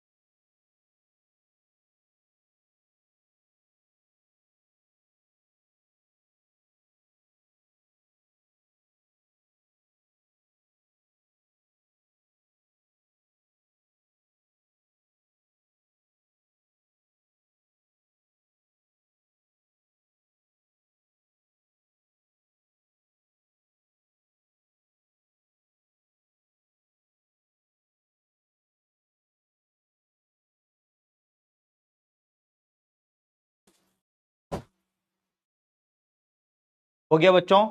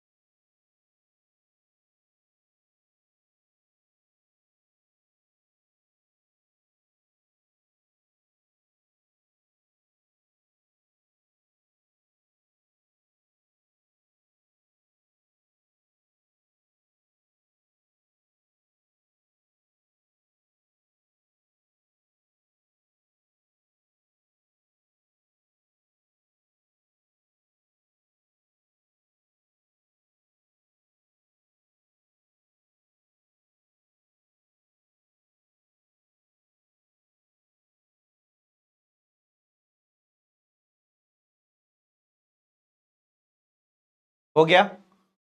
चलिए, तो ये सारी चीजें, अब बच्चों बात करते हैं डीप फेक की। ठीक है, बहुत लोग डीप फेक बोल रहे थे।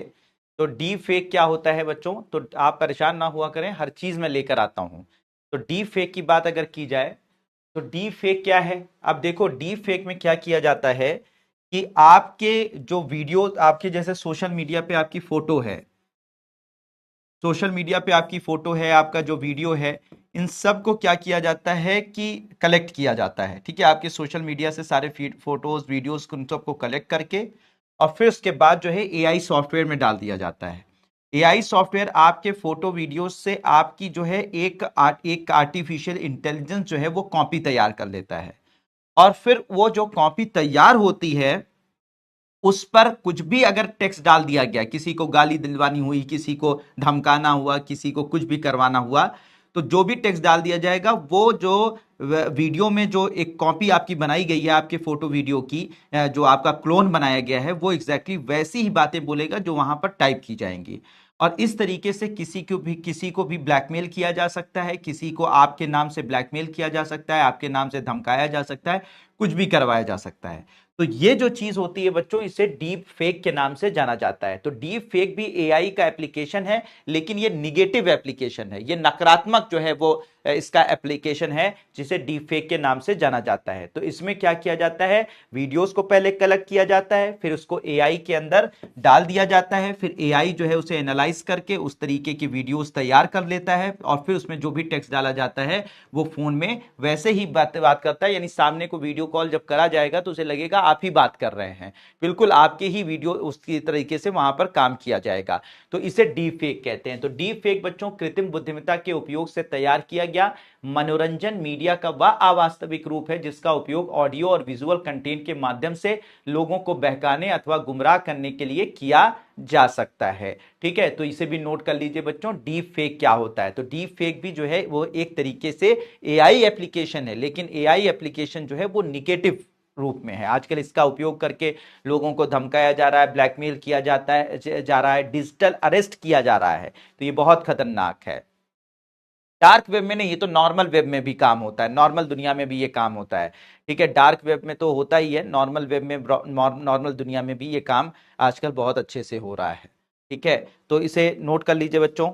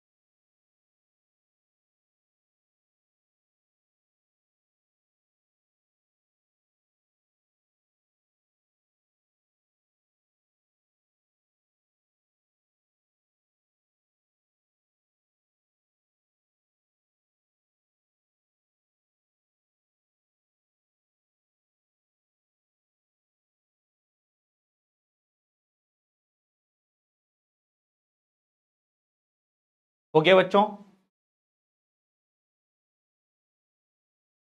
बिल्कुल बिल्कुल अभिनव भाई, कर सकते हैं आप।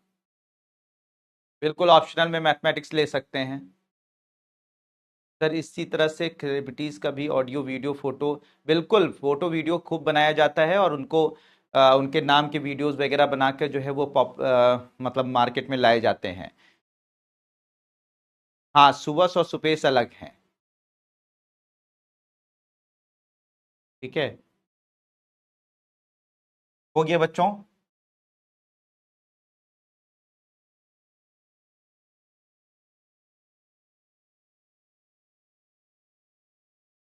समीक्षा सक्सेना पूछ रही थी कि आर्टिफिशियल इंटेलिजेंस को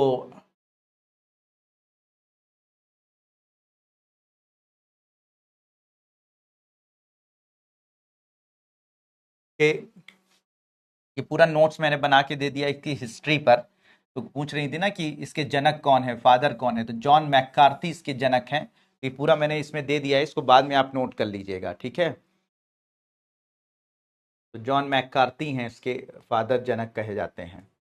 चलिए वर्चुअल रियलिटी की बात करते हैं बच्चों। वर्चुअल रियलिटी आप लोगों ने देखा होगा कि आपने देखा होगा कि आप एक किसी भी मॉल वगैरह में जाए हैं तो वहाँ पे जो है वो 3D 4D गेम्स वगैरह रहते हैं। तो वहाँ पर जो है एक चश्मा पहन लिया जाता है। उस चश्मे को पहनने के बाद आप जो है वो एक अलग वर्ल्ड में, दुनिया में चले जाते हैं, ठीक है। बिल्कुल मतलब दुनिया से बिल्कुल कट जाते हैं, सिर्फ आपको वही दिखाई देता है जो आपको उस चश्मे के अंदर दिखाई पड़ता है। बिल्कुल आप ऐसा महसूस करते हैं कि बिल्कुल उसी के अंदर मौजूद हैं। तो इसे बोलते हैं वर्चुअल रियलिटी, इसे बोलता है वर्चुअल रियलिटी के नाम से जाना जाता है, ठीक है।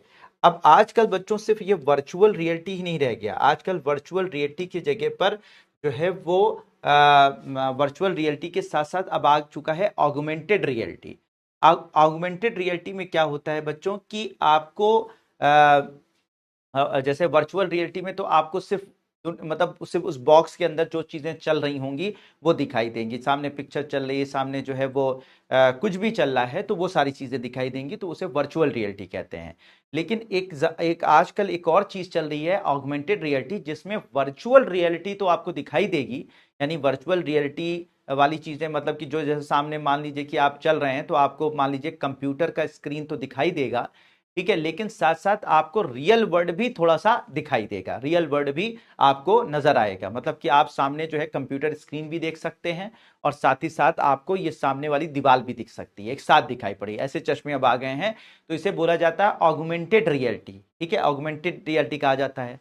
और एक और चीज अब आई है बच्चों जो आजकल बहुत पॉपुलर हो रही है, उसे मिक्स रियलिटी कहते हैं, मिश्रित वास्तविकता कहते हैं, जिसमें आपको जो वर्चुअल दुनिया है वो भी दिखाई पड़ेगी, रियल दुनिया भी दिखाई पड़ेगी। मतलब आपने चश्मा लगा लिया तो आपको सामने वाली दीवार भी दिखाई पड़ रही है, ठीक है, और साथ ही साथ आपने आपके कंप्यूटर का इंटरफेस भी आपको दिखाई पड़ रहा है। यानी कंप्यूटर पे आपका जो कह सकते हैं कि ये सोशल मीडिया है, मान लीजिए कि वो है आपका जो है इंस्टाग्राम है, वो भी दिखाई पड़ रहा है। तो इंस्टाग्राम भी दिखाई पड़ रहा है और साथ ही साथ आपको जो है वो सामने वाली दीवार भी दिखाई पड़ रही है। और आप क्या कर सकते हैं, उस पर ऐसे हवा में आपको एक घड़ी दे दी जाएगी जो सेंसर होगा, उस सेंसर की मदद से आप क्या कर सकते हैं कि आप अपने इंस्टाग्राम के पेज को स्क्रॉल भी कर सकते हैं ऐसे हवा में, और आपका इंस्टाग्राम आप देख भी सकते हैं, और उस पर कोई कमेंट करना चाहें तो ऐसे करके कमेंट भी कर सकते हैं। तो इसे बोलते हैं मिक्स रियलिटी। तो वर्चुअल रियलिटी में तो आपने ये वीआर बॉक्सेस पहन लिए, तो इसके बाद क्या हो जाता है कि बिल्कुल जो है वो आपको सिर्फ अलग ही दुनिया दिखाई पड़ती है, रियल दुनिया कुछ नहीं दिखाई पड़ती। इसे बोलते हैं virtual reality.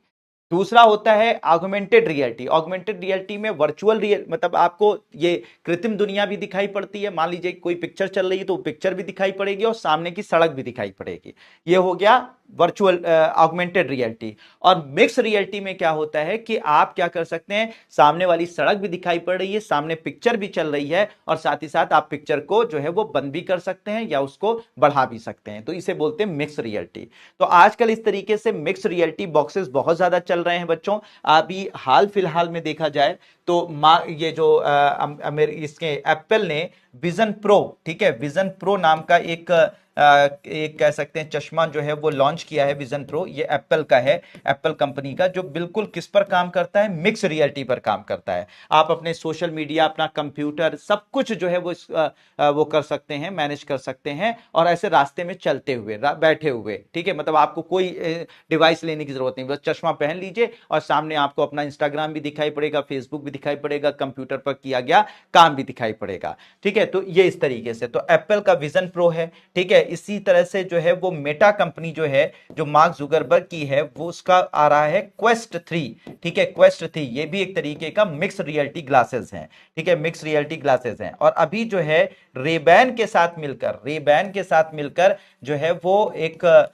Mix reality glass बनाया है। इससे मेटा ने, मतलब मेटा कंपनी ने जो है वो मिक्स रियलिटी ग्लासेस बनाया है रेबैन के साथ मिलकर। तो ये सब एग्जांपल हैं बच्चों मिक्स रियलिटी के। तो वर्चुअल रियलिटी क्या होती है, मिक्स रियलिटी क्या होती है, ठीक है, इसको आप अच्छे तरीके से समझ सकते हैं। तो वर्चुअल रियलिटी बच्चों लिख लीजिए, वर्चुअल रियलिटी एक कंप्यूटर द्वारा निर्मित वातावरण है जिसमें दृश्य और वस्तुएं वास्तविक प्रतीत होती हैं, जिससे उपयोगकर्ता को लगता है कि वे अपने आसपास के वातावरण में डूबे हुए हैं। इस वातावरण को वर्चुअल रियलिटी हेडसेट या हेलमेट नाम के डिवाइस से के माध्यम से देखा जा सकता है। ठीक है, फिर इसके बाद ऑगमेंटेड रियलिटी। ठीक है, वर्चुअल रियलिटी और मिक्स रियलिटी। ऑगमेंटेड, ये ऑगमेंटेड रियलिटी, ऑगमेंटेड रियलिटी। ठीक है, इसमें रियल वर्ल्ड यानी कि जो वास्तविक दुनिया है वो भी दिखाई पड़ती है, और साथ ही साथ जो है जो मिक्स दुनिया है वो तो दिखाई पड़ती है। इंटरेक्शन नहीं हो पाता, मतलब आप उसमें कंट्रोल नहीं कर सकते हैं, बस आपको दिखाई पड़ती है। ठीक है, तो फोन्स में ऐसा होता है, एआर ग्लासेस होते हैं, उस तरह से बनाए जाते हैं। वर्चुअल रियलिटी में, जैसे वर्चुअल रियलिटी बोलते हैं, वर्चुअल रियलिटी की बात की जाए तो इसमें जो है रियल दुनिया नहीं दिखाई पड़ती है। ठीक है, वास्तविक दुनिया नहीं दिखाई पड़ती है, और जो है वर्चुअल दुनिया पूरी अच्छी तरीके से दिखाई पड़ती है। ये वीआर हेडसेट से देखा जा सकता है। मिक्स रियलिटी, जिसे हम लोग मिक्स रियलिटी बोलते हैं या मिश्रित रियलिटी बोला जाता है, तो ये जो मिश्रित रियलिटी होती है, मिक्स रियलिटी होती है, इसमें आपको वास्तविक दुनिया, आभासी दुनिया दोनों दिखाई पड़ती है। वास्तविक दुनिया, आभासी दुनिया दोनों दिखाई पड़ती है, और आप उस पर इंटरेक्ट भी कर सकते हैं, यानी कि आप बढ़ा भी सकते हैं, कट भी कर सकते हैं, सब कर सकते हैं। ठीक है, तो इसमें very high real plus virtual blend होता है, होलोलेंस, मैजिक लीप, और ये मैंने आपको मेटा का क्वेस्ट बताया, और इसी तरह से एप्पल का विजन प्रो बताया। ये सब एग्जाम्पल हैं मिश्रित रियलिटी के। तो इसे नोट कर लीजिए बच्चों, ये भी आजकल काफी पॉपुलर हो रहा है।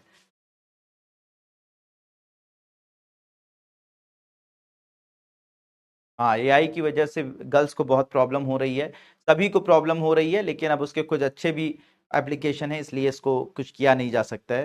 नहीं, ऑप्शनल में बेटा साइंस एंड टेक्नोलॉजी नहीं होती है। ऑप्शनल में जो है वो आपको अलग अलग सब्जेक्ट लेने पड़ते हैं।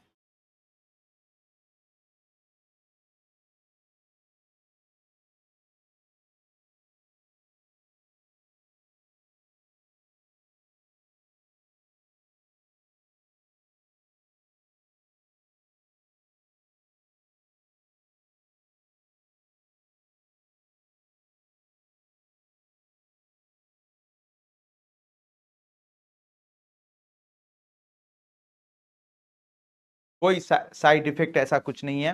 हाँ, पता लगा रास्ते में जाते जाते आप सामने सोशल मीडिया भी देख रहे हो, साथ ही साथ ये भी कर रहे हो, तो हो सकता है ऐसा हो जाए कि आप उसी में लड़ भिड़ जाओ रास्ते में। तो ये हो सकता है, साइड इफेक्ट तो हर चीज के होते हैं। हाँ, हाथ के बिना टच करे सब कुछ होगा, बिना टच करे हवा में ही होगा। इसमें सेंसर्स होंगे, आपके हाथ में बांध दिए जाएंगे, और वो सेंसर हर तरीके से काम करेंगे।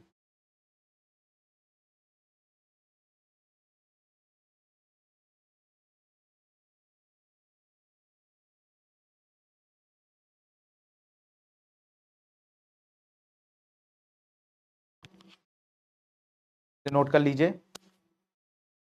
नोट कर लीजिए बच्चों।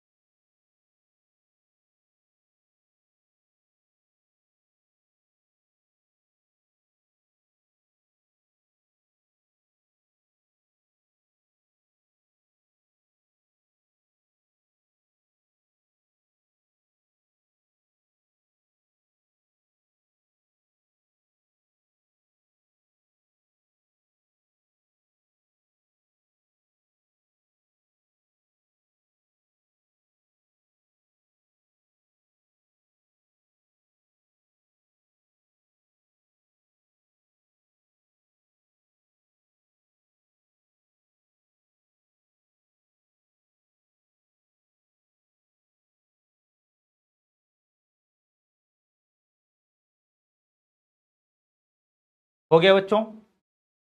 सर इससे आईज को नुकसान नहीं होगा, 25 सेंटीमीटर से कम दो दूरी से देखने में, वो 25 सेंटीमीटर की दूरी पर ही दिखाई पड़ेगा। विकास कुमार परेशान मत हो आप। हाँ अब बहुत डेंजरस लगता है, बिल्कुल गलत यूज हो रहा है, लेकिन अब क्या किया जाए, बहुत सारे इसके फायदे भी हैं। नोट कर लिया बच्चों? तो ऑगमेंटेड रियलिटी में क्या है बच्चों, रियल वर्ल्ड यानी जो वास्तविक दुनिया है, ठीक है, वास्तविक दुनिया है वो भी दिखाई वास्तविक दुनिया जो है वो दिखाई पड़ेगी, ठीक है, इसमें ऑगमेंटेड रियलिटी में, इसमें वर्चुअल दुनिया में नहीं दिखाई पड़ेगी, इसमें जो है आप दिखाई भी पड़ेगे और उसमें आप जो है क्या कर सकते हो, इंटरेक्ट भी कर सकते हो, यानी उसके साथ जो है वो आपस में इन्वॉल्व भी हो सकते हो, ठीक है, ये दोनों में फर्क होता है, ठीक है। और इंटरेक्शन लेवल जिसमें जो है वो ऑगमेंटेड रियलिटी में बहुत कम होता है, ठीक है, वर्चुअल रियलिटी में हाई होता है इन वर्चुअल वर्ल्ड, यानी कि वास्तविक दुनिया में नहीं बल्कि वर्चुअल वर्ल्ड में मतलब इंटरेक्शन लेवल हाई होता है, ठीक है। वर्चुअल दुनिया रियल वर्ल्ड में जो है वो इंटरेक्शन लेवल हाई होता है किसमें, मिक्स रियलिटी के अंदर, ठीक है। तो ये सारी चीजें हो गया बच्चों, इसके इसका नोट कर लीजिए, ये मिक्स रियलिटी के ये दोनों एग्जाम्पल हैं, एप्पल का विजन प्रो, मेटा का क्वेस्ट 3।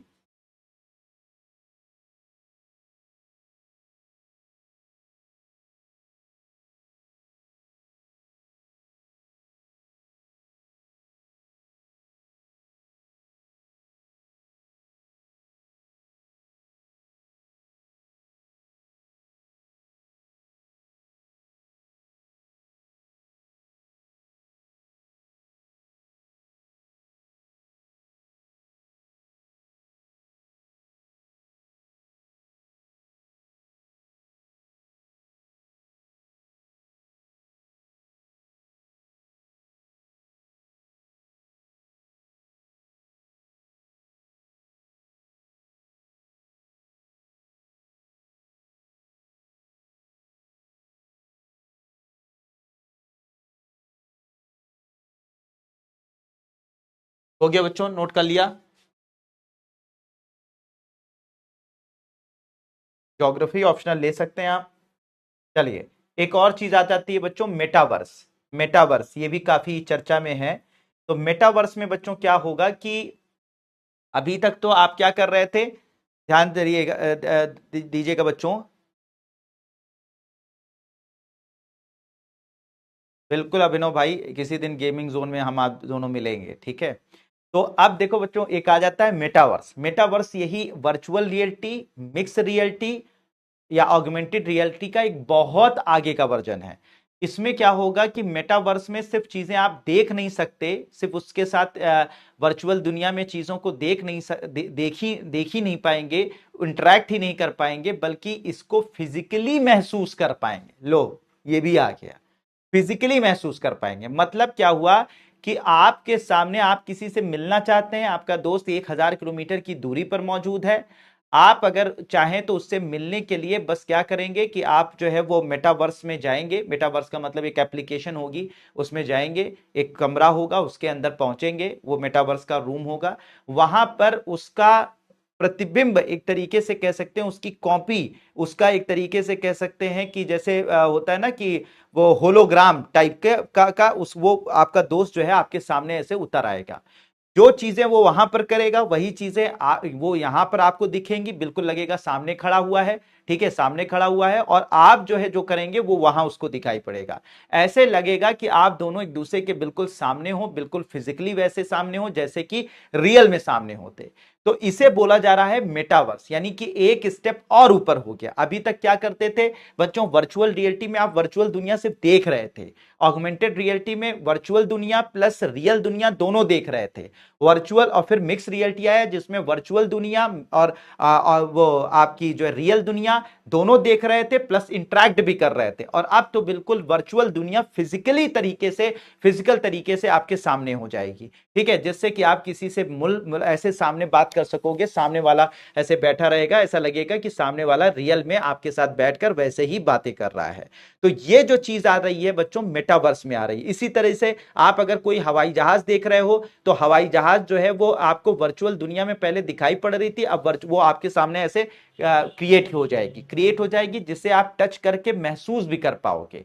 तो ये जो दुनिया आ रही है ये आ रही है बच्चों मतलब इसे मेटावर्स के नाम से जाना जा रहा है। तो ये जो मेटावर्स है बच्चों इसका उपयोग जैसे किसी से मिलना है आपको, ठीक है, तो ऐसे होलोग्राम बनकर सामने आ जाएगा, आपको लगेगा कि भैया आप रियल में जो है उस इंसान को देख रहे हो, तो आप उसके साथ बिल्कुल वैसे इंटरेक्ट करोगे जैसे कि इंसान करता है। आप हाथ मिलाओगे तो आपको हाथ की चीजें महसूस भी होंगी, ठीक है। तो ये जो चीज हो रही है इसे मेटावर्स के नाम से जाना जा रहा है। इसके अलावा आपको गेमिंग है, तो गेमिंग है, तो ये जो गेमिंग होती है ये गेमिंग ये जो गेमिंग है इस गेमिंग के अंदर आप क्या करोगे कि आप अभी तक क्या करते हो, वर्चुअल दुनिया में गेमिंग खेलते हो, एक दूसरे को गोली मारते हो, ठीक है, वो आपको गोली मारते हैं, यहां पर जो गोली चलेगी वो आपके कान के बगल से निकलेगी भी, महसूस भी होगी भैया जो है वो रियल में गोली जब कान के बगल से निकलती है तो रोंगटे कैसे खड़े हो जाते हैं, वो महसूस भी कर पाओगे।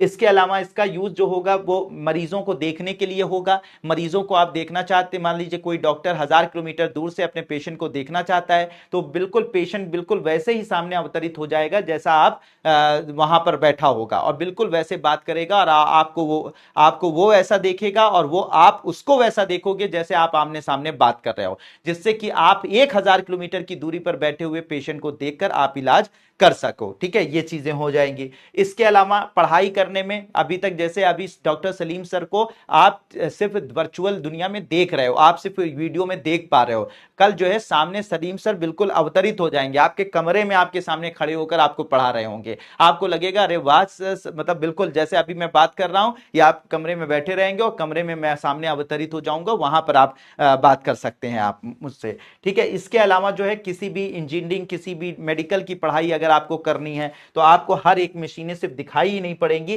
बल्कि आप उसे टच करके उसे महसूस भी कर सकते हैं कि वो मशीन कैसे है, वो चीज कैसे है, उसको आप टच या वैसे महसूस कर सकते हैं। किसी को घूमना हुआ, किसी को मान लीजिए कि पेरिस जाना हुआ, अब पेरिस जाना हुआ तो पेरिस वर्चुअल दुनिया में से वीडियो देखेगा, वहां पर बाकायदा आपको वैसी ही हवा, वैसी ही महक, वैसी ही जो है वो एनवायरमेंट में आपको मिलेगा जैसा कि आप पेरिस में महसूस करते हो। तो सामने आपको एफएल टावर भी दिखाई पड़ेगा और साथ ही साथ आपको हवा भी वैसी ही चलती, लोगों का चल आवाजें भी वैसी आपको वहां सुनाई देगी जैसे जैसे एफएल टावर के आसपास पाई जाती है, ठीक है। तो ये जो है मतलब कि एक तरीके से टूरिज्म में भी ये आपका सहायता करेगा, टूरिज्म में भी आपकी मदद करेगा। तो इसका उपयोग हर जगह पे है बच्चों। मेटावर्स अब पूरी दुनिया को क्या करता जा रहा है, ट्रैप करता जा रहा है पूरी तरीके से, उसको हर तरीके से मतलब कह सकते हैं कि अब धीरे धीरे पूरी वर्चुअल दुनिया आपके घर के अंदर आपको महसूस होने जा रही है। हाँ, दोनों लोगों को हेलमेट लगाना होगा, जिसको देखना होगा, जिसको जिसको आप देखना चाहते हैं, ठीक है, मतलब भाई सामने वाले की सहमति तो जरूरी है। अब पता लगा कीर्ति सिंह सोच रही हैं कि हम किसी से मिल लें, या मान लीजिए कि वो प्रांजल गुप्ता सोच रहे हैं कि बिना गए किसी से मुलाकात कर लें, मान लीजिए कि इनकी गर्लफ्रेंड जो है प्रांजल गुप्ता की 1000 किलोमीटर दूर पे रहती है, तो अब भैया गर्लफ्रेंड ही ना मिलना चाहे तो थोड़ी ना हो पाएगा ऐसे थोड़ी ना जो चलो ठीक है मेरी गर्लफ्रेंड वो वहां पे बैठ के प्यार कर रही है, उसके पीछे पीछे जाकर हम देख लें कि कहीं दूसरे लड़के से तो नहीं बात करी, ये सब नहीं हो पाएगा, ये करप्शन नहीं होगा। हाँ, तुम्हारी गर्लफ्रेंड चाहती है कि तुम उसे देखो, वो तुम्हें देखना चाहती है, तुम उसे देखना चाहते हो, दोनों लोग हेड गियर्स पहनोगे, ठीक है, वर्चुअल दुनिया के जो भी सॉफ्टवेयर हार्डवेयर होंगे उनको आप ऑन करोगे, तब जाकर वो एक दूसरे के साथ मिल पाओगे, देख पाओगे, एक दूसरे को जो है वो महसूस कर पाओगे। ऐसा नहीं होगा कि पता लगा तुम उसको स्टॉक करते रहो, उसके पीछे पड़े रहो, ये सब नहीं होगा। समझ में आ रही कि नहीं? तो सहमति यहां पर भी जरूरी होगी, ऐसे नहीं होगा हल्का फुल्का कि सहमति बिना सहमति के तुम कर लोगे, उसका पीछा कर पाओ, तो ये सारी चीजें हो पाएंगी, ठीक है।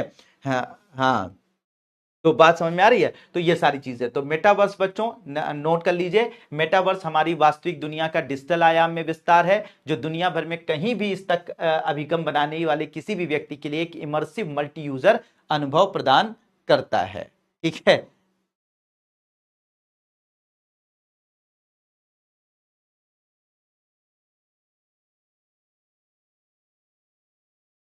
इसका अनुप्रयोग कहाँ हो रहा है बच्चों? इसका अनुप्रयोग सबसे पहले लोगों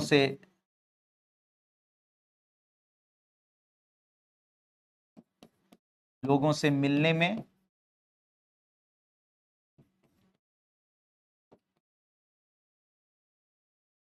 ठीक है, लोगों से मिलने में,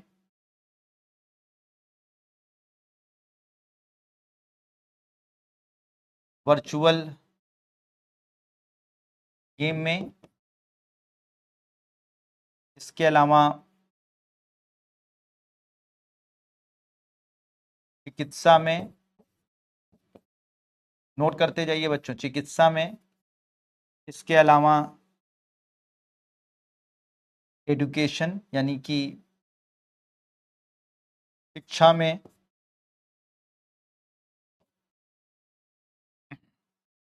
इसके अलावा शिक्षा के अलावा बच्चों इसको टूरिज्म,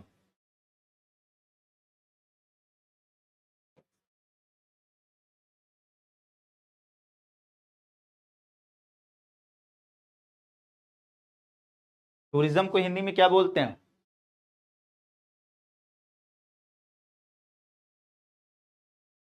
तब होगा, अभी नहीं हो रहा है, जब होगा तो समीक्षा सेक्शन आपको बताया जाएगा।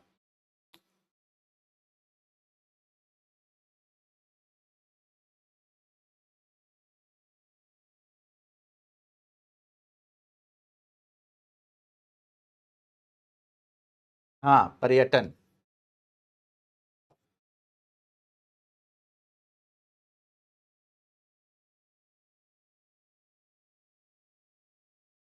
ठीक है, इन सब में इसका उपयोग होगा मेटावर्स।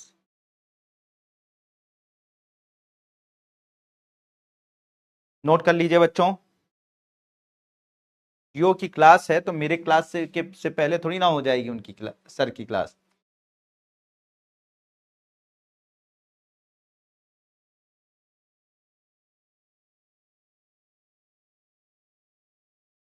नोट कर लिया बच्चों?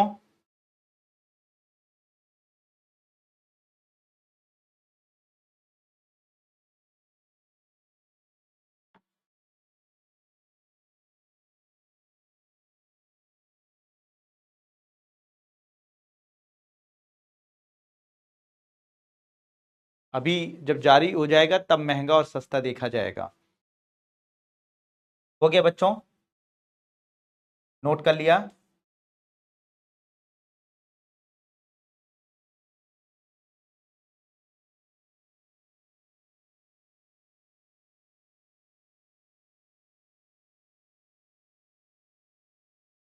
अभी धीरे धीरे इमर्ज हो रही है समीक्षा सक्सेना, ठीक है। चलिए, अब बात करते हैं बच्चों 3D प्रिंटिंग के बारे में। 3D प्रिंटिंग क्या होती है बच्चों? 3D प्रिंटिंग में क्या होती है उसे समझ लीजिए। 3D प्रिंटिंग में होता क्या है बच्चों कि 3D प्रिंटर आजकल ये भी एक एआई का एप्लीकेशन किया गया है, जिसमें क्या होगा कि कंप्यूटर, मान लीजिए आपका ये कंप्यूटर है, तो उस कंप्यूटर पर एक 3D मॉडल तैयार कर दिया जाएगा। 3D मॉडल मतलब कि एक त्रिआयामी जो है एक मॉडल तैयार कर देंगे। मान लीजिए कि ये एक जो है वो मतलब क्या बोल सकते हैं, एक कोई भी 3D मॉडल आपने तैयार कर दिया, एक तरीके से आपने एक तरीके से ये कोई भी एक छोटा सा खिलौना तैयार कर दिया, ठीक है, इसका मॉडल आपने कंप्यूटर पर जनरेट कर दिया और इसको कनेक्ट कर दिया जाता है बच्चों 3D प्रिंटर से। एक विशेष टाइप का प्रिंटर होता है जिसे हम लोग 3D प्रिंटर के नाम से जानते हैं। अब ये जो 3D प्रिंटर होता है बच्चों, इसमें जो है रॉ मटेरियल भर दिया जाता है। रॉ मटेरियल का मतलब जिस चीज से आप ये 3D खिलौना तैयार करना चाहते हो वो भर दिया जाता है। जैसे मान लीजिए मैं प्लास्टिक से तैयार करना चाहता हूँ, तो इसके अंदर रॉ मटेरियल क्या डाल दिया जाएगा? प्लास्टिक डाल दिया जाएगा। अब जैसे मैं कमांड दूंगा अपने इस 3D प्रिंटर को कि आप ये बनाना शुरू कर दे, तो ये क्या करेगा? उस प्लास्टिक को यानी उस रॉ मटेरियल को layer by layer, layer by layer, layer by layer, layer by layer, layer by layer, layer by layer, layer by layer ऐसे अरेंज करना शुरू कर देगा और इस तरीके से एक ऐसा 3D स्ट्रक्चर बनकर यहां पर प्लास्टिक से बनकर तैयार हो जाएगा। तो जैसे अभी आप लोग जो है वो नॉर्मल प्रिंटर होता है ना, तो नॉर्मल प्रिंटर पे कुछ भी लिख दिया, कुछ भी बना दिया, तो उसको उसमें से उसको जो है जो नॉर्मल प्रिंटर होता है उसमें स्याही रहती है, और वो स्याही क्या करती है, पेज पर वैसे ही चीजें खींच देती है जैसा कि आपने यहां पर कमांड दिया है, जो यहां पर मॉडल बना हुआ है। तो वो होता है नॉर्मल प्रिंटर। यहां पे नॉर्मल प्रिंटर में डाली जाती है एक नॉर्मल स्याही, इसमें डाला जाएगा रॉ मटेरियल। प्लास्टिक से बनाना चाहते हैं तो प्लास्टिक डाला जाएगा, अगर आप लोहे से बनाना चाहते हैं तो लोहा डाला जाएगा, आप कोई और मटेरियल से बनाना चाहते हैं तो वो मटेरियल इसके अंदर डाला जाएगा। और वो चीज जो है वो ऐसे 3D स्ट्रक्चर में ऐसे ऐसे ऐसे ऐसे layer by layer, layer by layer, layer by layer arrange होकर जो है वो तैयार हो जाएगी। ठीक है, तो इसे बोला जाता है 3D प्रिंटर। इवन कि आप इसके अंदर बायो मटेरियल भी डाल सकते हो, यानी कोशिकाएं भी डाल सकते हो, और ये कोशिकाएं जो है ऐसे लेयर बाय लेयर, जैसे आप मॉडल मान लीजिए आप हार्ट बनाना चाहते हो, तो हार्ट का बिल्कुल एग्जैक्टली 3D मॉडल तैयार करो, और यहां पर जो है कमांड दो 3D प्रिंटर को, और ये 3D प्रिंटर क्या होगा, सारी कोशिकाओं को जैसे जैसे मॉडल में बनाया जाएगा वैसे वैसे अरेंज कर देगा, और आपका हार्ट बनकर तैयार हो जाएगा। तो ये अभी मतलब ऐसे नॉर्मली नहीं किया जा रहा है, लेकिन लैब में ये कोशिश की जा रही है कि इसकी मदद से जो है वो अंग भी बनाए जा सके। तो आज घर बनाने में, आज खिलौने बनाने में, आज जो है वो इंजन बनाने में, हर जगह इसका प्रयोग किया जा रहा है। तो इतना याद रखिएगा, रॉ मटेरियल की तरह से वो मटेरियल आप डालेंगे जिस चीज से आप बनवाना चाहते हैं। ठीक है, बाकी कमांड दिया जाएगा और वो सारी चीजें 3D स्ट्रक्चर में यहां पर अरेंज हो जाएंगी। ठीक है, अरेंज हो जाएंगी। तो ये सारी चीजें, तो 3D प्रिंटर जो होता है, देखिए जैसे यहां पर है ना, यहाँ पे वो मटेरियल डाल दिया गया, वो layer by layer, layer by layer arrange करके वो स्ट्रक्चर बना देगा। ठीक है, ऐसे स्ट्रक्चर बना देगा 3D प्रिंटर। ठीक है, तो 3D प्रिंटर बच्चों क्या है, 3D प्रिंटिंग कंप्यूटर सहायता प्राप्त डिजाइन की मदद से त्रिआयामी वस्तुओं को बनाने की तकनीक है। इसे एडिटिव मैन्युफैक्चरिंग भी कहा जाता है। 3D प्रिंटिंग में प्लास्टिक, कंपोजिट या बायो मटेरियल जैसी सामग्रियों की लेयरिंग करके वस्तुएं बनाई जाती हैं। ऐसे ऐसे करके, ऐसे ये मशीन होती है, ये मशीन ऐसे ऐसे करके अरेंज करके और पूरा का पूरा स्ट्रक्चर बनाकर तैयार कर देगी। इसका प्रयोग कहां पर किया जा रहा है, इसका प्रयोग बहुत सारे, इसके प्रयोग जो है वो खिलौने बनाने में किया जा रहा है, खिलौना। ठीक है, इसके अलावा घर घर बनाने में, ठीक है, घर बनाने में इसका प्रयोग किया जा रहा है।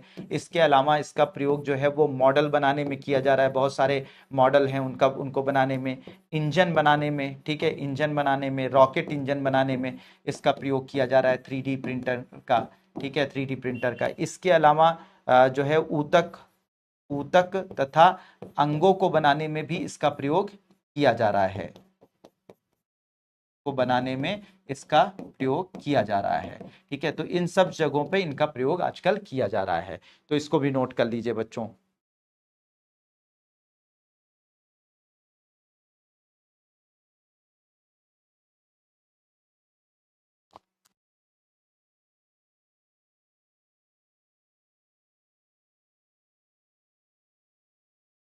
जैसे ऑर्गन्स नॉर्मल ऑर्गन्स होते हैं वैसे ये भी काम करेंगे, क्योंकि ये जिंदा कोशिकाओं से बनाए जाएंगे, दिव्या पांडे। लेकिन अभी इसका प्रयोग उस तरह से नहीं हो रहा है।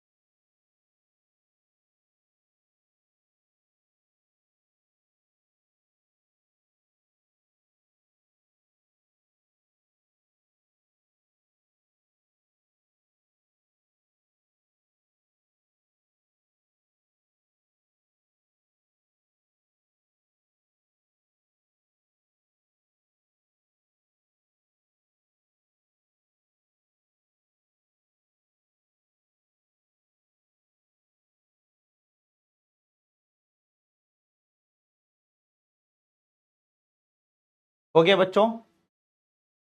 Thank you Prachi Sen.